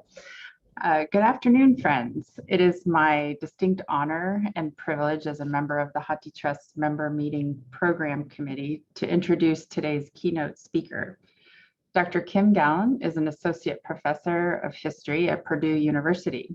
Her work investigates the cultural dimensions, including race and medicine, of the Black press in the early 20th century. She's the author of a number of articles and essays, as well as the book Pleasure in the News: African American Readership and Sexuality in the Black Press. Dr. Gallen is also the author of a field-defining article, Making a Case for the Black Digital Humanities, and the founder and director of two Black Digital Humanities projects, the Black Press Research Collective and COVID Black. She also works in instructional and e-learning design to develop curricula for secondary, higher ed, and adult learners. Her most recent work in this area includes working with the American Medical Association to develop e-learning modules on the history of race and medicine. In addition to earning her PhD from the University of Pennsylvania, you'll be interested to know that Dr. Gallen also earned an MLS degree from Drexel University. Indeed, she was an early ALA Spectrum Scholarship Award recipient. So would you please join me in welcoming Dr. Gallen to the virtual stage? Thank you very much, Holly. That was a lovely introduction. I don't know if I sent that to you, but it was good. And I also want to say thank you to the HathiTrust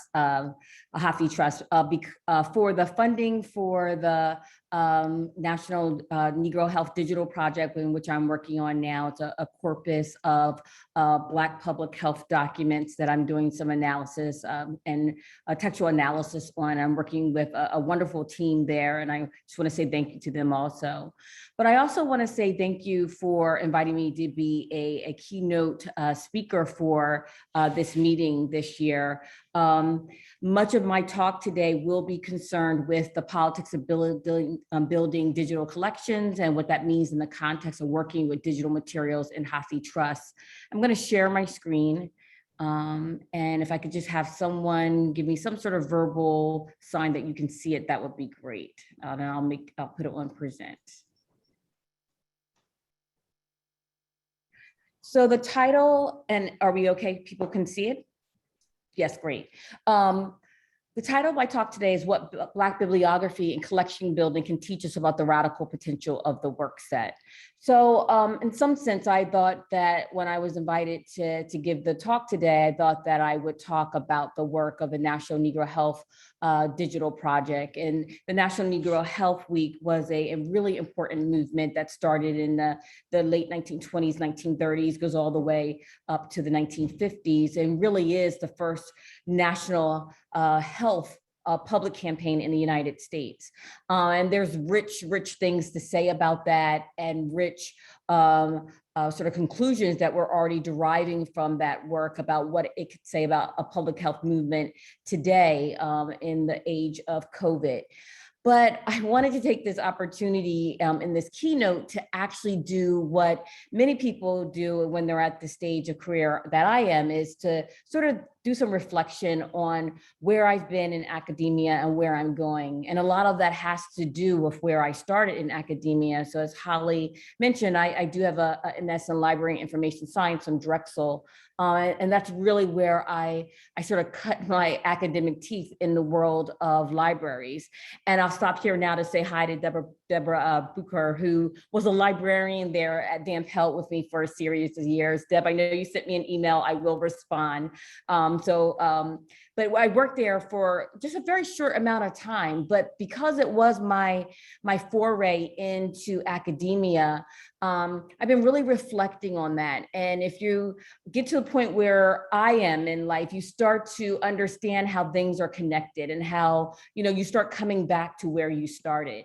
And I've also been reflecting on how, as a historian, and I became a historian, very much librarianship with me, this ethos about building collections, this ethos about thinking really critically about access to information and how knowledge is produced and how knowledge is organized and structured. And in some ways, this keynote is a way for me to think really deeply about what that means and how that shapes my work with digital collections that are in HathiTrust. And it certainly shapes my work in the digital humanities. I like to say I was sort of doing digital humanities, and I think a number of us can say that before there was digital humanities, and a lot of that work came in as a librarian. At Van Pelt Library, I learned how to really critically think about what it means to build a collection. So I was the African American Studies research librarian and bibliographer. And I was only there for a couple of years because I decided to go back to graduate school and get a PhD. I had these starry-eyed dreams of being a faculty member. But even after I left the academic world, I ran a small public library in a suburb of Philadelphia for several years. So I have experience both in public librarianship and also academic librarianship. And although I didn't have the opportunity to do a lot of the work that many career librarians do over time, where they are really socially embedded into what it means to build collections, I certainly understood the sort of the technical tools of building a collection, assessing a collection, and making really strategic choices about what to include and what to take out. And as I have evolved as a historian and certainly a digital humanist, I've been able to refine those ideas around what it means to build a collection. And so I really work in the tradition of what Elizabeth McHenry has recently wrote about in terms of Black bibliography and Black collection building, where she argues that Black bibliography reflects the collections and the interests and the ideas of the community. And she argues that Black bibliography is authorship, and it's probably one of the most historically important forms of authorship and Black writing of the late 19th, early 20th century. She writes about how Black bibliography is particularly politicized because of the ways that Black humanity, Black people's ability to produce knowledge has always been a contested premise. And arguably to some degree or another, when you think about the ways that ethnic studies and Africana studies still sort of is marginalized in the academy, one can certainly argue that there's some continuity in how Black epistemological frameworks are understood. She argues that the Black bibliographer, the African-American bibliographer work tells us about the ways that knowledge and categories of thought were arranged, considered, and rearranged, and how Blackness was mapped aesthetically, and how the Blackness is reclassified through the work of Black bibliography. Laura Helton's work also on Dorothy Porter and Arturo Schomburg also does a lot of this work as well when we think about Black collection building, Black bibliography. And Dorothy Porter was the African-American librarian and bibliographer, curator who built the Moreland Spignarn Center at Howard University. And what's particularly interesting about Dr. Helton's work is that she talks about the way that Porter sort of dismantles the tools of librarianship that she learns in library school, that she sort of takes it apart and then redevelops it in order to develop classifications and tools that are sort of defined by a logic of Blackness, right? She's thinking about the ways that Black knowledge is produced, particularly from a community-centered perspective, and what are the questions that people have, Black communities have about these materials, right? So it's a very Black-centered way of thinking about collection building and bibliography creation. And again, with Schomburg, she argues that his work demonstrates how Black collection and Black bibliography is a tool of historical recuperation, right? And a lot of my work in the digital humanities also speaks to that, and I'll be talking a little bit about that shortly.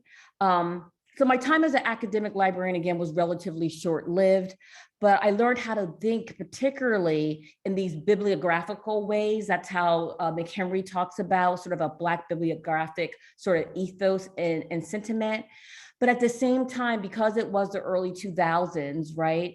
And that's when I left librarianship. I left library school and entered into librarianship. We were at that cusp of really thinking and becoming a really mass sort of digital age, right? So that when I got into the field, we were already sort of online. We were creating, resource guides that were online that were being shared. And so a lot of my formative sort of thinking about the ways that technology and digital tools work were merging with my identity as a librarian, right? And so not only was I bringing this tradition without even really sort of knowing it of Black collection building and Black bibliography into the work that I was doing, I was also learning how to think about this in these really sort of digitally centered ways, right? These really rich ways of thinking about what one could do with technology. And I remember my first bibliography that I created sort of as a project for Penn Library, Van Pelt Library, and was on Africana philosophy, right? And I wish I'd been saying this, I wish I had the sort of foresight to have saved that work because it was incredibly important work. And what I saw myself doing in building that bibliography and buying materials that I could, that would reflect that bibliography, was doing something disruptive, right? Decentering Western philosophy, Western ways of knowing, trying to recover an African and Africana philosophical tradition that certainly was there and has been there for many, many years, decades, but was not centered in the academy, right? Was not a centered part of how we think about philosophy. And so this notion of Black collection and Black bibliography and the creation of that for many scholars, particularly scholars of ethnic studies, is a quite radical way of challenging sort of Western paradigms of knowledge, and quite intentionally, right? And so in that sense, my work was certainly building on that early, late early 20th century bibliography thinking and writing and authorship that Dr. McHenry talked about. So the importance of the African-American lists and bibliographies and collections has arguably gained even more importance and significance in the digital world. And I think, and I'll move my slide forward now, I think when we think about bibliography in the digital age, I think 50 years, 100 years from now, I like to say that all the time as a historian, the way that Dr. McHenry is looking back on early authors of Black bibliographies, I think we will be writing about, as historians, the history of the Black Writing Project, right? And the way it has been pioneering and using technology and bringing Black bibliography online, right? And so if you don't know, this is a project that is almost 30 years old now, that was started by Mary Emma Graham, who's professor of English at the University of Kansas. And I think, I know that when you look at the mission of this project, this mission is certainly right in line with the ways that bibliography and Black bibliography and Black collection building, that tradition, right? So if you look at the mission of the project, it's to identify and advocate for the return of fugitive texts that have been lost to history, to promote the awareness of and create opportunities for learning about and engaging in the works produced by African Americans, and to produce African American authors, and to promote the development of scholarship on literature by African Americans. So I will go forward or move forward in saying with the History of Black Writing project that the basis of this project, as has been the basis of many bibliography projects that come out of Africana studies and Black studies, is on one level recovering the lost text, right? The actual writing. But in many ways, it's also about recovering what it means to be human, right? And so if we think about the humanities as deeply invested, engaged with these ideals and these notions of what it means to be human, recovery projects that recover Black texts that have been lost through their obscurity because they are by Black authors who are not seen as significant in the literature and in the arts, that it's a very radical sort of project of recovering Black literary texts that didn't stand in for Black humanity. And so one of the ways that I think that the History of Black Writing project does this, and if you aren't aware of the tradition of Black bibliography and Black collection building, it seems as though it's not a very radical sort of venture into this, is by thinking about and dismantling and reconstructing the Black literary timeline, right? And what I mean by that is that there's sort of a temporal nature of Blackness that it sort of pops up and then disappears when we think about Black literature, right? And the most common example of that is that we see the Harlem Renaissance as foregrounding what it means to produce and develop a canon of Black writing.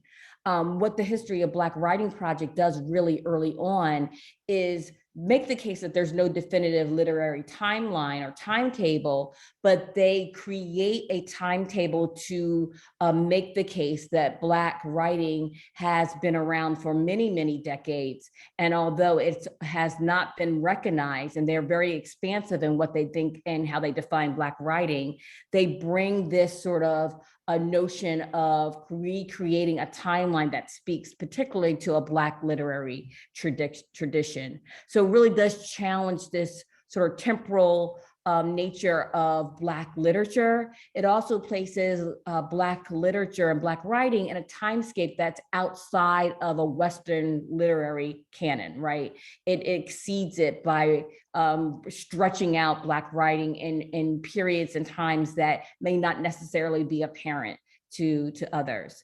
And it also does this when we think about just sort of what the timeline looks like. So again, to the untrained eye, this is just a timeline with some text listing particular materials, but they, again, stretch out the timeline. They create a timeline of Black literature that, and do it very early on again, as I noted, where Black literature in the 80s and 90s, in terms of how it was being recovered online, was a very new and very important way of thinking about how to capture these lost texts. So again, to the untrained eye, this just looks like bibliography, it just looks like a timeline, but the impetus for this is answering the question, how does one identify a Black author, right? How does one find Black text? How does one find fugitive texts that have been lost and have been suppressed because of the ways that Black artistic and literary expression has been submerged in these canons that privilege white Western writing and knowledge producing. So I argue that the Black bibliography, the collection building, is against solely focusing on the economy of collecting, advocates for a humanity as praxis, right? And we can also see this when we think about the ways that the History of Black writing has packaged has created sort of packages or collections within collections. So one of the things that they've done is create a Black literary suite where they actually take, they recreate digital images, posters, they include audio, they create a suite of materials on a particular topic packed in sort of a container, showing the sort of connections between text and audio and images, right? And so in doing that, they recreate what it means to collect and build collections within collections, right? Showing that sort of the interconnection between different parts to build up a more holistic sense of what Black writing and Black literature is. Again, to the untrained eye, it looks maybe rudimentary or elementary, but the impetus behind this and the objectives of recovering Black writing and creating collections and building is all within this tradition of sort of a politics and a Black radical tradition of recovering Black humanity. The history of Black writing, I would argue, captures one of the primary features of the Black digital humanities as I've been conceptualizing it. And it looks at the relationship between Blackness and the humanity as a thing, as a concept, as not a given, right? As needing to always be asserted and reasserted and reimagined as an effort to forestall the ways that Black humanity and Black literature and text are still marginalized, right? And so the development of this project and the almost 30 years commitment to developing a bibliography of Black writing that is in deep conversation with the ways of Blackness inside and outside of the literary world is marginalized, attests to this idea that this notion of humanity is not a settled question, right? It is a question that is constantly evolving, particularly when we talk about people of African descent, right? And so the history of the Black Writing Project's ability to evolve, not only with the times, but also the advancement in technology. And one of their new projects is a Black Book Interactive project, right? Where they're doing a lot of digitization and creating tools to analyze Black literary texts that have been digitized, again, suggests that this notion of recovery is not a static sort of effort. It has to change, it has to move as technology does, but also as the social context does. And we think about Black writing even today in the 21st century, this idea of marginality still certainly exists. We look at the New York Times bestsellers list from 2020, it's clear to see that even with the rise of Black authorship in the United States and authorship of people of color, I should say more broadly, we still see that overwhelmingly books that reach significant prominence and the prominence of something like the New York Times list are certainly still predominantly white authors. And we see who gets published and who are working at the major literary trade press outlets. We also see that these places continue to be largely dominated by white press agents and publishers and then authors, right? So again, this idea of lost text recovery, these are things that are still very much pressing. And the history of Black writing, I think, speaks to that in some profound ways that we can connect back to Black bibliography and Black collection building, and that tradition in which the History of Black Writing Project is engaged in. I would also say that, again, this notion of Black humanity is not just one of Black literary texts and something that we can see outside of the social context. Clearly, over the last couple of years, this has come to the surface in ways that are incredibly important. It has opened up opportunities for us to think about what we do as scholars as it relates to this particular social context.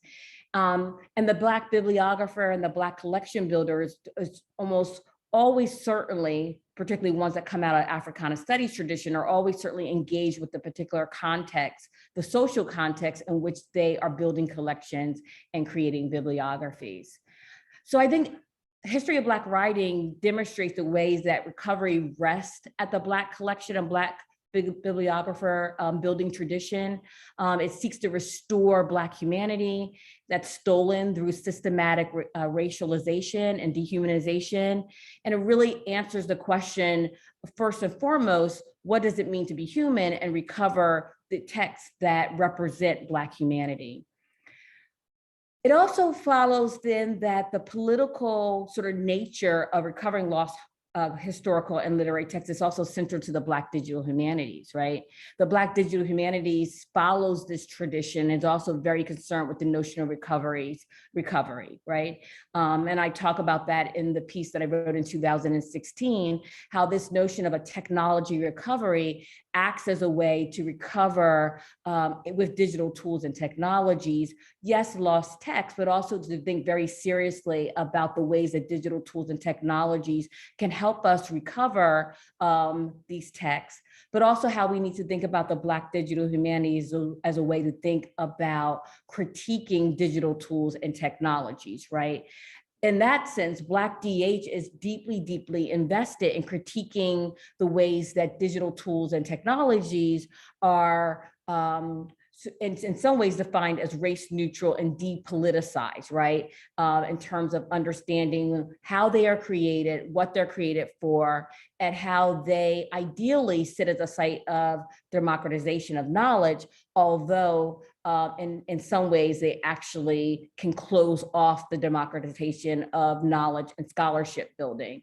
And so I think we have to also think, when we think about digital humanities, as well as Black collection building and bibliography creating, about the ways that the democratizing impulse of open source technology has been, in one hand, transformed scholarship and help to sort of bring light to lost text in the way that the history of Black writing does, making it more accessible and visible, but at the same time, wonder why we are still seeing relatively few scholars of color, of ethnic studies, even though they are growing. And I have to stop here to say now that, this is, I think, the first year, maybe last year also, that I'm seeing job postings for institutions looking for people who are working specifically in Africana studies and the digital humanities. So we are seeing changes, and we are seeing the needle moving on who is using digital tools and technologies to build collections and think really seriously about building Black bibliographies in a digital age, in a digital world. But I still think there's a lot of way to go and a lot more to do to build out a bigger room for people who want to work with digital tools and technologies. And I would argue that was once a digital divide of access, now has become less a divide and more captures, captures more the relationship to digital infrastructure and tools, right? And how people understand those digital tools and digital infrastructures. So while the technological innovation has opened up humanities and the digital humanities to new ways of thinking and producing scholarship, we still see, relatively speaking, fewer scholars of color, fewer scholars working in ethnic studies entering into the DH world. And we might ask ourselves why that is. One of the things that I would argue is that the deconstructive properties of DH, the focus on breaking down text and images into computational pieces for text extraction, for image analysis, for information extraction, linguistic analysis, I could go on. In some ways, that sort of deconstruction and taking apart text is in tension with a Black epistemological framework or Africana studies sort of ethos that is much more engaged with holistic ways of knowing and interoperability, where there is a much more emphasis on connecting the different pieces of text together to create a whole, to tell a bigger picture or to recover text. So again, thinking about Black literary suite that of the history of Black writing is a really good example of a sort of a holistic way in which a Black digital humanist might work in terms of bringing together pieces to create a deeper and much more significant understanding of the ways that a Black text might work socially, culturally, right? And in that sense, and I'm not suggesting that Black digital humanists or people working in Africana studies are the only ones that do that. What I'm suggesting is that has a particular and a significant meaning for people working in Africana studies. So if DH Praxis is focused on sort of taking apart text and to breaking it down into its smaller pieces in order to analyze and extract knowledge from it, all things that I'm invested in, obviously, because I'm working with HathiTrust on sort of taking apart the corpus of public health documents that I'm looking at. But how does that speak to someone who is less conversant with the digital humanities, right? How do we convey to them that in breaking down the pieces of text and running algorithms, that there's a way to rebuild a corpus to do the very thing that many Black collection building, Black bibliographers and Black scholars hope to do, which is to recover a lost sense of knowledge about Black people to reassert their humanity. So what are the ways that we're responsible as digital humanists already working in the field to make those processes translatable and intelligible to people who may not have the understanding of what text mining could do, or what topic modeling could do, or distant reading could do, right? So in this sense, and this is where I'm going to spend the rest of my talk, is I'm interested in exploring the lens of non-consumptive research in the work set, right? And so the notion of non-consumptive research in the work set is a new concept for me that I have been engaged in because of the HathiTrust funding and working with the National Negro Health Corpus, right? And so my talk, or the rest of my talk, is less a criticism and hopefully an opening for thinking about the work set and the radical potential of the work set in following the tradition of Black bibliography and following the tradition of Black collection building, as well as thinking about the work set from a Black digital humanities perspective about what it could be and what its potential could have for drawing in more digital humanists into the field, and particularly digital humanists of color. So as Paige and others have argued, work sets are scholarly and intellectual products on their own. And so when I talk about the work set, and I don't feel like I need to really explain what they are, but I'm talking about the aggregate of digital objects that one collects and creates for the processes of running algorithms and extracting features and running a name entity name recognizer on in order to prepare these work sets for a deeper algorithm or digital tool that can really derive meaning from it, right? So the work sets act as a container. They act as sort of a holding place. And they create the opportunity to do much more with the digital collections in HathiTrust.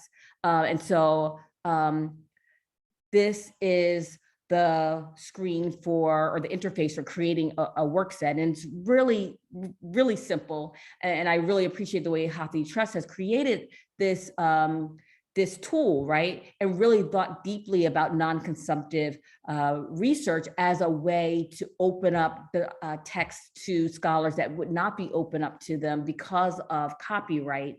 So it creates an opportunity to analyze and to examine and to strategically use text and materials in non-consumptive ways, where you're not using it to display things or using it maybe in a particular more traditional piece of scholarship, but that you're able to derive deeper meaning from these digital collections that may either contradict or affirm or create new meaning about a particular idea or topic. And because these are containers, and because these are places where there are decisions and choices about which algorithm you might choose to run on them or how you're going to prioritize a particular algorithm, I argue that they represent a potential to think really strategically about the choices that people make about digital collections, right? In the same ways that we might think about the choices that a Black bibliographer or a Black collection builder make, or any collection builder or bibliographer who makes really hard choices about the ways that their collections are engaged with particular community interests, particular stakeholders, particular institutional interests, right? And so in the same ways, the user of a work set, once that work set has been created, and these are the 2 work sets that I've created. I have other collections that I've actually created in Hathi Trust, but these are the 2 work sets from the National Negro Health Project that I created, that they become places for lots of generative thinking and thought and work about what it means to create a work set, a collection, if you will, of digital objects, and how one moves through those digital objects in particular types of ways, right? So as you might imagine, my impetus for working with this corpus is to recover a national Black Public Health Week, to think about the ways that Black public health is pioneering and is opening up opportunities to think about health in ways that we still have sort of with us today, right? To sort of highlight the way that Black public health workers and local Black communities enter into these conversations, right? So this is, again, all about recovery. And I see this work as, again, recovering Black humanity. But because of the ways that the work set interface is set up, these decisions and a lot of the choices and the priorities and rationalities for creating the work set, actually thinking about what to prioritize, which algorithms to run, how to organize the work set are actually mysteries, right? They remain unknown to others. And although my work set is public and it is discoverable, right, by searching for African-American or Black, which you would probably not find my work set because of the way that I've chosen to describe it, it in some ways is both discoverable, but not discoverable. So what I've come to find out in working with work sets, and please, this is one of the reasons I was really happy about this talk, is because I say, well, maybe I'm missing something here and I have to talk to my Hathi Trust team about this, is that now that this work set has been created and I have a much better understanding of what work set, I have had trouble to figure out how to edit it so that it becomes more discoverable, right? So the only way that one would find my work set right now, if they were looking for a Black public health corpus, is they would have to type in Negro, right? And Negro is a term that is antiquated and outdated and wouldn't necessarily come to mind, I think, for many people coming to look for a work set on Black public health, right? So thinking about the ways that this work set forestalls some of the discoverability is one of the things that I want to talk a little bit more about that also.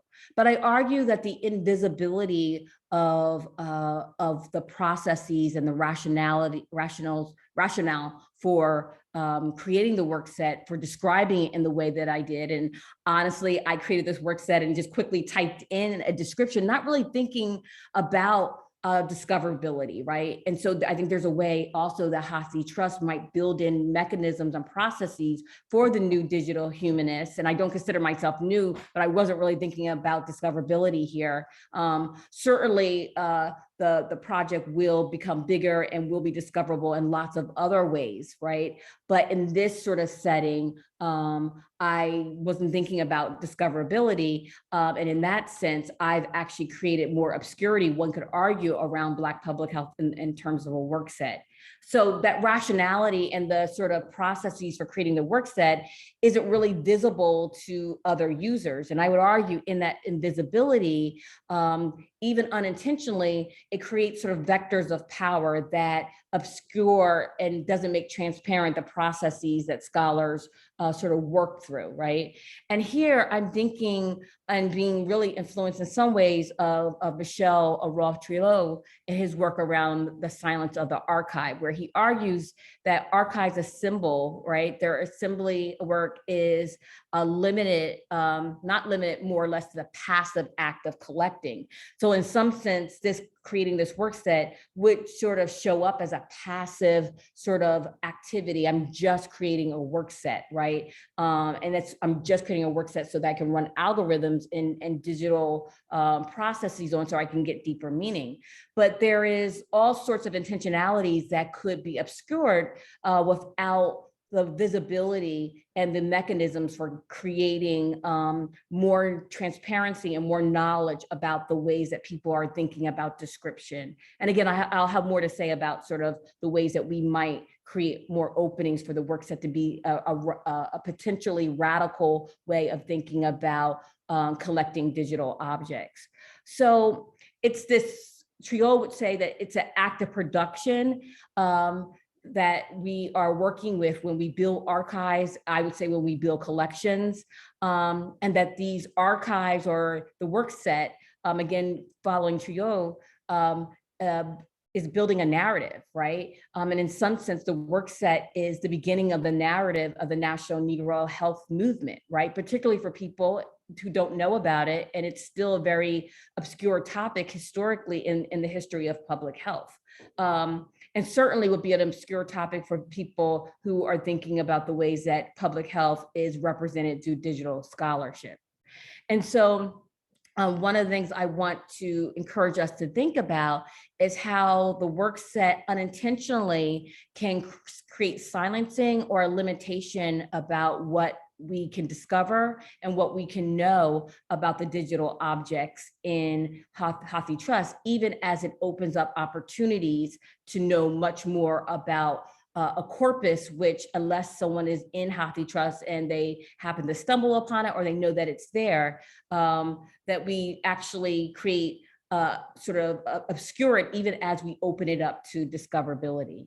So I see in many ways that these agnostic processes for creating the work set forestall the potential to theorize a non-consumptive research, as well as a work set as a site of transformative change, as a way of opening up the decisions and strategies we engage in when we choose to collect and analyze digital objects. And so I have some provocations, and this is not to suggest that people on the HathiTrust end haven't thought really critically about the development of the interface of the work set or what one can do with it. It is to situate it particularly in a Black collection, Black bibliography tradition, and again, to think really critically about how something like the work set and the way that it's structured might open up opportunities for more scholars of Black literary texts, Black history, to think of themselves as emerging digital humanists. And so one of the things I think that we might want to think about is how do the politics and priorities of a particular social context structure and influence decisions about computational analysis, and how might there be mechanisms that we might build into the work set in terms of description, right? So how can we build in processes where someone like me would take much more seriously describing the work set as a way to think about embedding it and engaging in a particular social context. Now, given the opportunity, if I were to create this work set today, I would create a description of a work set that would be much more engaged with thinking about how this particular corpus speaks to our moment of the pandemic, right? And how this work set might open up opportunities for knowing much more about the history of Black public health. How does the objective to center and recover Black humanity create priorities for development of work sets as an intellectual and a scholarly product, right? So if the Black digital humanities is particularly focused on a technology of recovery, then how do we think about a work set in that context and what its potential could be for recovering fugitive texts like the history of the Black Writing Project? What are the ways that we can act change through the idea of non-consumptive research, right? So although non-consumptive research, again, is about analyzing and breaking down text for running algorithms, how might that actually be a way to think about enacting change through our scholarship, or creating the opportunities to enact social change through scholarship? How might that help us think about particular algorithms to run on a public health corpus if we're thinking about the knowledge that might be useful today for public health workers who are working with Black communities and non-Black communities, right? How might that knowledge be helpful for healthcare workers who might be able to learn from the past? And so what are the priorities that we might make in terms of doing textual analysis if we think about non-consumptive research in terms of social change? How can we not only share and cite work sets to improve being able to reproduce them, but also to, again, incite social change and transformation? So how can we share work sets with larger communities right now to create communities of people around a particular work set? So again, you can go in and create a work set. I can certainly send my work set to communities, but what are the ways that we can build communities from within the work set? And so what are the ways that Black digital humanists can break, or what are the ways that if we think about Black digital humanities, and again, Black collection buildings and Black bibliographer creators who are dismantling tools to rebuild them, what are the ways that something like the work set can sort of be influenced by this idea of dismantling structures to open up new ways of reclassifying and reorganizing things? And so in essence, how can we sort of politicize the work set in ways that is generative? Some solutions or some suggestions I would offer, and this is where I'm coming to the end of my talk, is to think about the ways that HathiTrust might provide better instruction on naming and describing to, again, enhance discoverability, to create opportunities for users to create their own metadata about the work set, to be able to tag within the work set. That's not really accessible to people now. What are the ways to allow users to engage in iterative processes, to see the work set as the evolving and intellectual product, so that as my understanding of the work set grows, I can go in and edit it. I can go in and edit the description. I can go in and edit the title. I can go in and create tags, or some other ways of creating deeper meaning as I learn more about the corpus, right? And then again, to provide users with the option to not only make their work set public, but to track their computational textual analyses and processes, to provide ways to annotate, to describe what they're doing in the work set so that it becomes really open and available to other users who will then come and use the work set for their own purposes. And again, this is not to say the HathiTrust has not created those opportunities. I'm wondering what the potential is for creating those opportunities right within the sort of interface of the work set, so that when someone comes to one's work set, they're able to find, again, like the Black Literary Suite, a sort of a container, a suite of different ways of connecting the work set with other forms of knowledge. So in conclusion, I argue that Black collection building, Black bibliography, digital humanities, and its focus on recovery and breaking and recreating new ways of organizing and producing knowledge has great potential for what we might think we can do, or what could be done with the work set, and how we might think about Black epistemology of what digital tools and digital technologies could open up in terms of bringing more digital humanists into the field, bringing more Black study scholars, ethnic study scholars into a field which many feel alienated from because of their inability to work in ways that are much more endemic to their forms of epistemologies. So I would end with saying that I think Black collection building, Black bibliography, Black digital humanities creates and ultimately fosters new inquiries and deeper understandings about the human condition that can transform the ways we think about building digital collections. Thank you.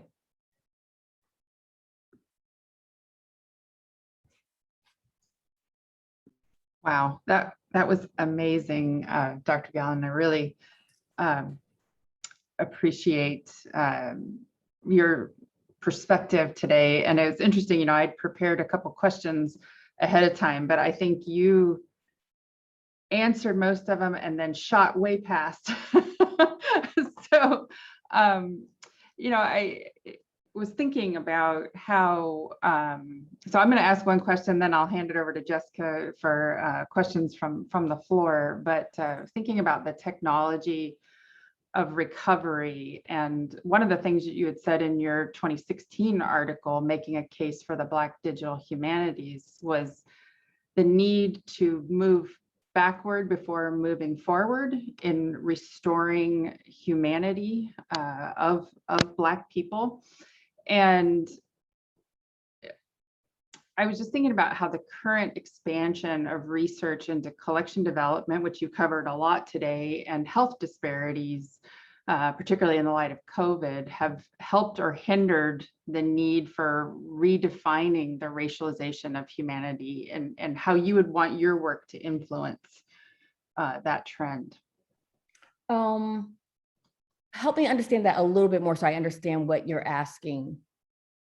Right. So I'm just thinking about the trend of, you know, so you create a work set and you make it available, and how to demonstrate the humanity that's behind that. It's more than a work set. And so you covered some of this, but thinking also about COVID Black and your other works, which is really putting this work out there and making sure that we're going backward to go forward. Yeah, it's a great question. And the way that I might answer that is the way that I think about data and unstructured data, right? And when I say unstructured data and the work that COVID Black has been doing is that we are trying to disrupt the sort of quantification of Black mortality through COVID. And what we do is we take unstructured data, text from obituaries, death announcements, even memorializations, right? All unstructured data and information that is designed initially, I would argue, to forestall the quantification, to add deeper meaning to Black people's lives who've been lost through COVID, right? And just lives in general. That's what memorial projects do. They create narratives and stories about people who are lost that, you know, quantitative data just can't tell us. And so your notion of going backwards is what we do is we strip that unstructured data out of all of its sort of humanity, and then we quantify it again, and then we use that quantification to rebuild digital visualizations. So if you go to the COVID Black website, you'll see a memorialization, sort of visualization of data that we have recreated, right? So we go backwards and sort of dehumanize the data, even though it's been humanized through the narrative.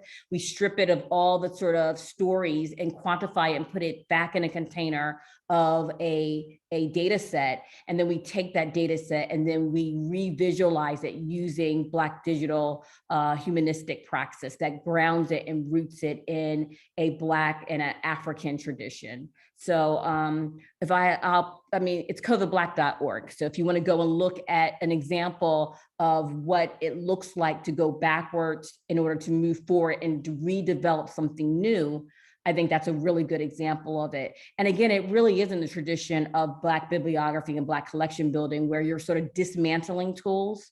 And so everyone cites Audre Lorde's tool, her famous quote about you can't, you know, the tools of the master, you can't sort of break power with the master's tools. And I used to, you know, that used to be my little fist up in the air sort of quote that I did in graduate school, but I'm more interested in thinking about how to take the master's tools and sort of reconfigure them or remix them, right? I don't know if you can necessarily break them, but I think remixing and reworking with them is what I see Black collection builders and Black bibliographers trying to do.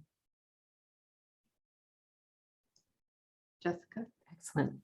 Yeah, we do have a couple questions. One, I think, is one that Mike is going to address as he sends us out. So I'm going to hold that one And then the other question that's come in kind of harkens back to the first part of your talk, Kim. How does the editorial work of developing literary anthologies of Black writing relate to that of Black bibliography? Are there similar goals and politics, or does the publishing industry introduce other complications to work with? And that question, make sure I heard, it was about Black anthologies? Yeah, so literary anthologies of Black writing specifically. I don't know who asked this question, but this is a perfect question because I'm actually writing a book about the politics of Black anthologies, right, in the early 20th century. So I feel like this was that pitch right across home plate that one wants when they're being asked questions. And I think it's absolutely related, right, to thinking about the ways that canons are both disrupted and created, right? And I think anytime you create canons, right, whether they're from a Black epistemological framework of technology or of recovery, or a canon that is about silencing and marginalizing both intentionally and unintentionally, there are hard choices that have to be made. And one of the things I'm really been thinking about and what's been evolving in my conceptualization of a technology of recovery as I initially conceptualized it as a very liberatory way of thinking about the reassertion and the restoration of Black humanity. But I'm more convinced that when you recover something, you're not just recovering the sort of the good parts. There's the recovery of trauma and pain, and the ways that people have been silenced and marginalized. I say all of that to say that in anthology creation, not only in the Black sort of anthology creation, certainly there's an act of a reclamation of the Black author and the Black literary text, but there are hard choices that are made that are very class specific, that speak to powers around gender and sexuality. So even as the Black anthology recovers Black literary text, there's a silencing often in other ways that marginalize other communities. And so again, this notion of a technology of recovery, there's a reassertion of Black humanity, but that is not necessarily doesn't mean that there's other humanities that are marginalized or closed off from that process. I don't know if that answered the question, but these are things that I've been really thinking about. Yeah, I think that let me take a look at the question again and make sure, but I think it's two parts. Yeah. I guess it was the publishing industry introducing other complications. If you have anything more to say about that. The publication process about who gets to decide and who doesn't get to decide, who gets to create anthologies.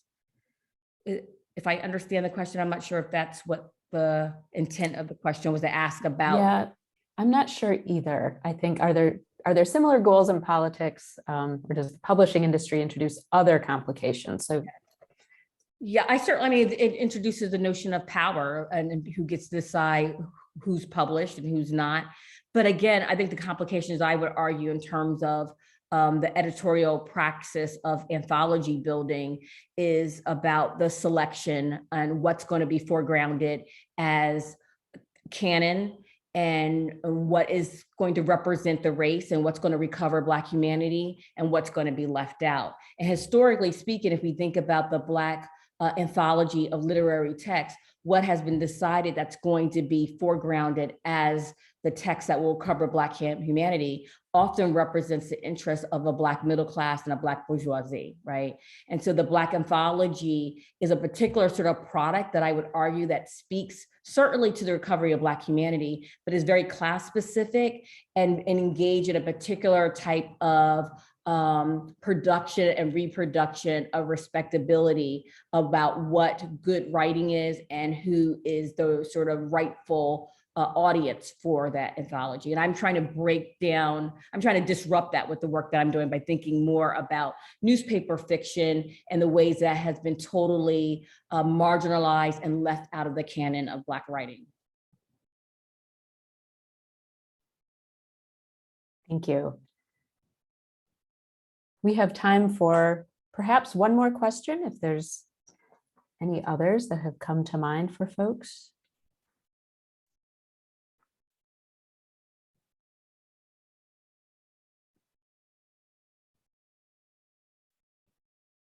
And if not, I will thank you, Kim, and thank you, Holly. Maybe Holly, you've got parting words for us as well. No, I was going to follow up on that idea about publishing, which kind of speaks a bit to my question before. In, there's more money and prominence moving into studying health disparities, and who gets to write those and how and why and what is their background, is of significance. No, I completely agree with you. And as someone who is just moving into the history of health disparities and moving into this work, I've been a long historian of Black print culture and the Black press. I often feel as though I have been an interloper into a field that I'm just sort of merging into. But there certainly is a racial politics of talking about health and health disparities, and a particular sort of investment.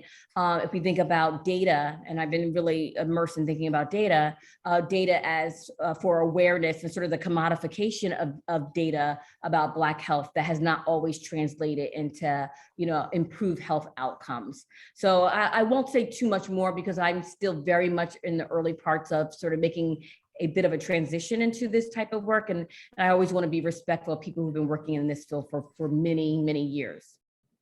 Thank you.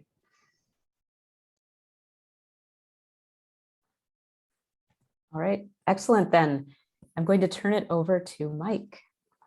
Thanks, Jessica. Thanks, and Professor Gallen, thank you so much for that. That was fantastic, and I look forward to your work on anthologies. It's a fascinating set of issues. I am about to draw this to a close, but I do understand that, Jessica, you had a question that you thought I should try to address, or was maybe more directed to me, for me, Yes. that you have to read. Yeah, so question came in from Faye. How does HathiTrust plan to advance issues of diversity, equity, and inclusion? How does this plan relate to membership opportunities as it applies to academic libraries, which are funded at various economic levels? Thanks. And it's a really good question. And it's not something, I appreciate the opportunity to actually speak again about this, because I don't think I really dove into this in the way I would have wanted to earlier this afternoon in my first part of my talk. During that part of the conversation today, I spoke about some really early work that we're doing to address inclusion and diversity in our collections and our metadata. And I didn't really talk a whole lot about this issue around membership and access. I kind of just passed on that. Let me just talk about a couple of things. One, just echoing on the project that Dr. Gallen was just speaking about in the Squared grant program.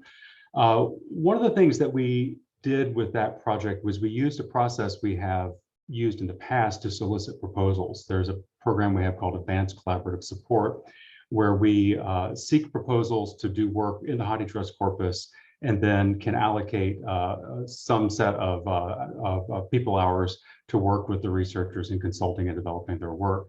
We use that same process for this program around the Squared project. But one thing that we did that was different, and we did this intentionally, was we made sure that this call was open to researchers regardless of their membership status. That is, normally when we run that program, it's been targeted more for researchers affiliated with HathiTrust members. This time around, especially with this project, we felt the goals of the program really weren't consistent with limiting that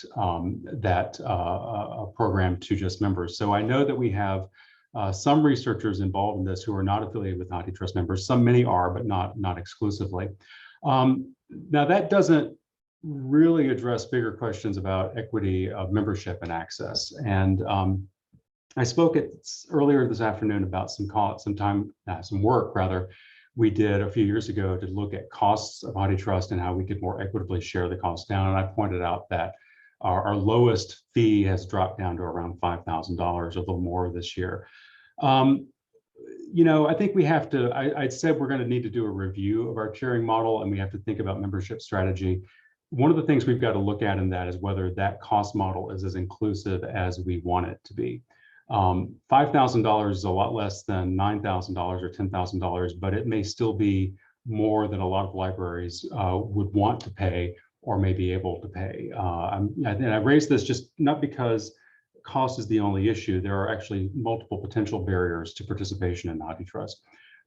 For example, we're really well aware that some of the technological requirements that we have for authentication, were adopted over 10 years ago. And so we've expected members to have SAML authentication available so their users can authenticate and then gain access to collections or resources behind the authentication barrier, like ETOS. Well, SAML is actually, turned out to be, for a lot of libraries, not something that we're taking advantage of or something they were using. And we've tried over time to adopt other authentication systems or other methods to be able to help libraries authenticate into HathiTrust. And so I would say with that, whenever a library has more recently has come to us and said, well, we don't have SAML and we don't have Open Athens or something like that, the commitment we've made is, to meet with them, talk with them, try to understand what authentication practices or protocols or tools they do have available to them, to see if we can find ways of integrating with those and hook it up in a way that would be advantageous for other libraries as well. I don't have a definite answer to Faye's question about all of that, right? I just want to say that I know these are issues we have to come back to. The way that part of the history of inequity in higher education is funding, and that plays out both in technological infrastructure and it plays out in library infrastructure. And it's something that I think we're going to have to pay more attention to if we're really serious about pursuing the program that I talked about earlier and developing work towards equity and justice. I hope that answers the question. It's I think only a partial answer, but I am happy to take that offline or spend more time talking about it at any point. And I invite any others of you who want to speak about this at some point to get in touch with me. Right now, I would like to try to draw this meeting to a close because we promised we'd get you out of here virtually by 3:30 today. And I know we have a couple more slides to pop up on the screen, so I'm going to let Melissa bring those up.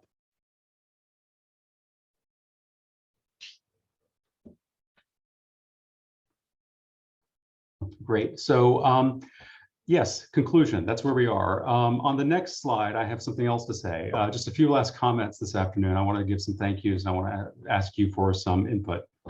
One thing I want to remind you about on the next screen, there's some information here about ways you can participate. I want to just repeat something Carla said earlier today, that we have openings right now. We're seeking nominations for participation in the Digital Collection Strategy Working Group and the 2022 Membership Meeting Program Planning Committee. So if you want to be a part of either one of these, please send your nominations to Melissa at this email address, mmstua@hathitrust.org by the 9th of November. The next thing I wanted to mention to you is that you're going to hear from us in the next couple of days, asking for your feedback and your opinions about this year's meeting.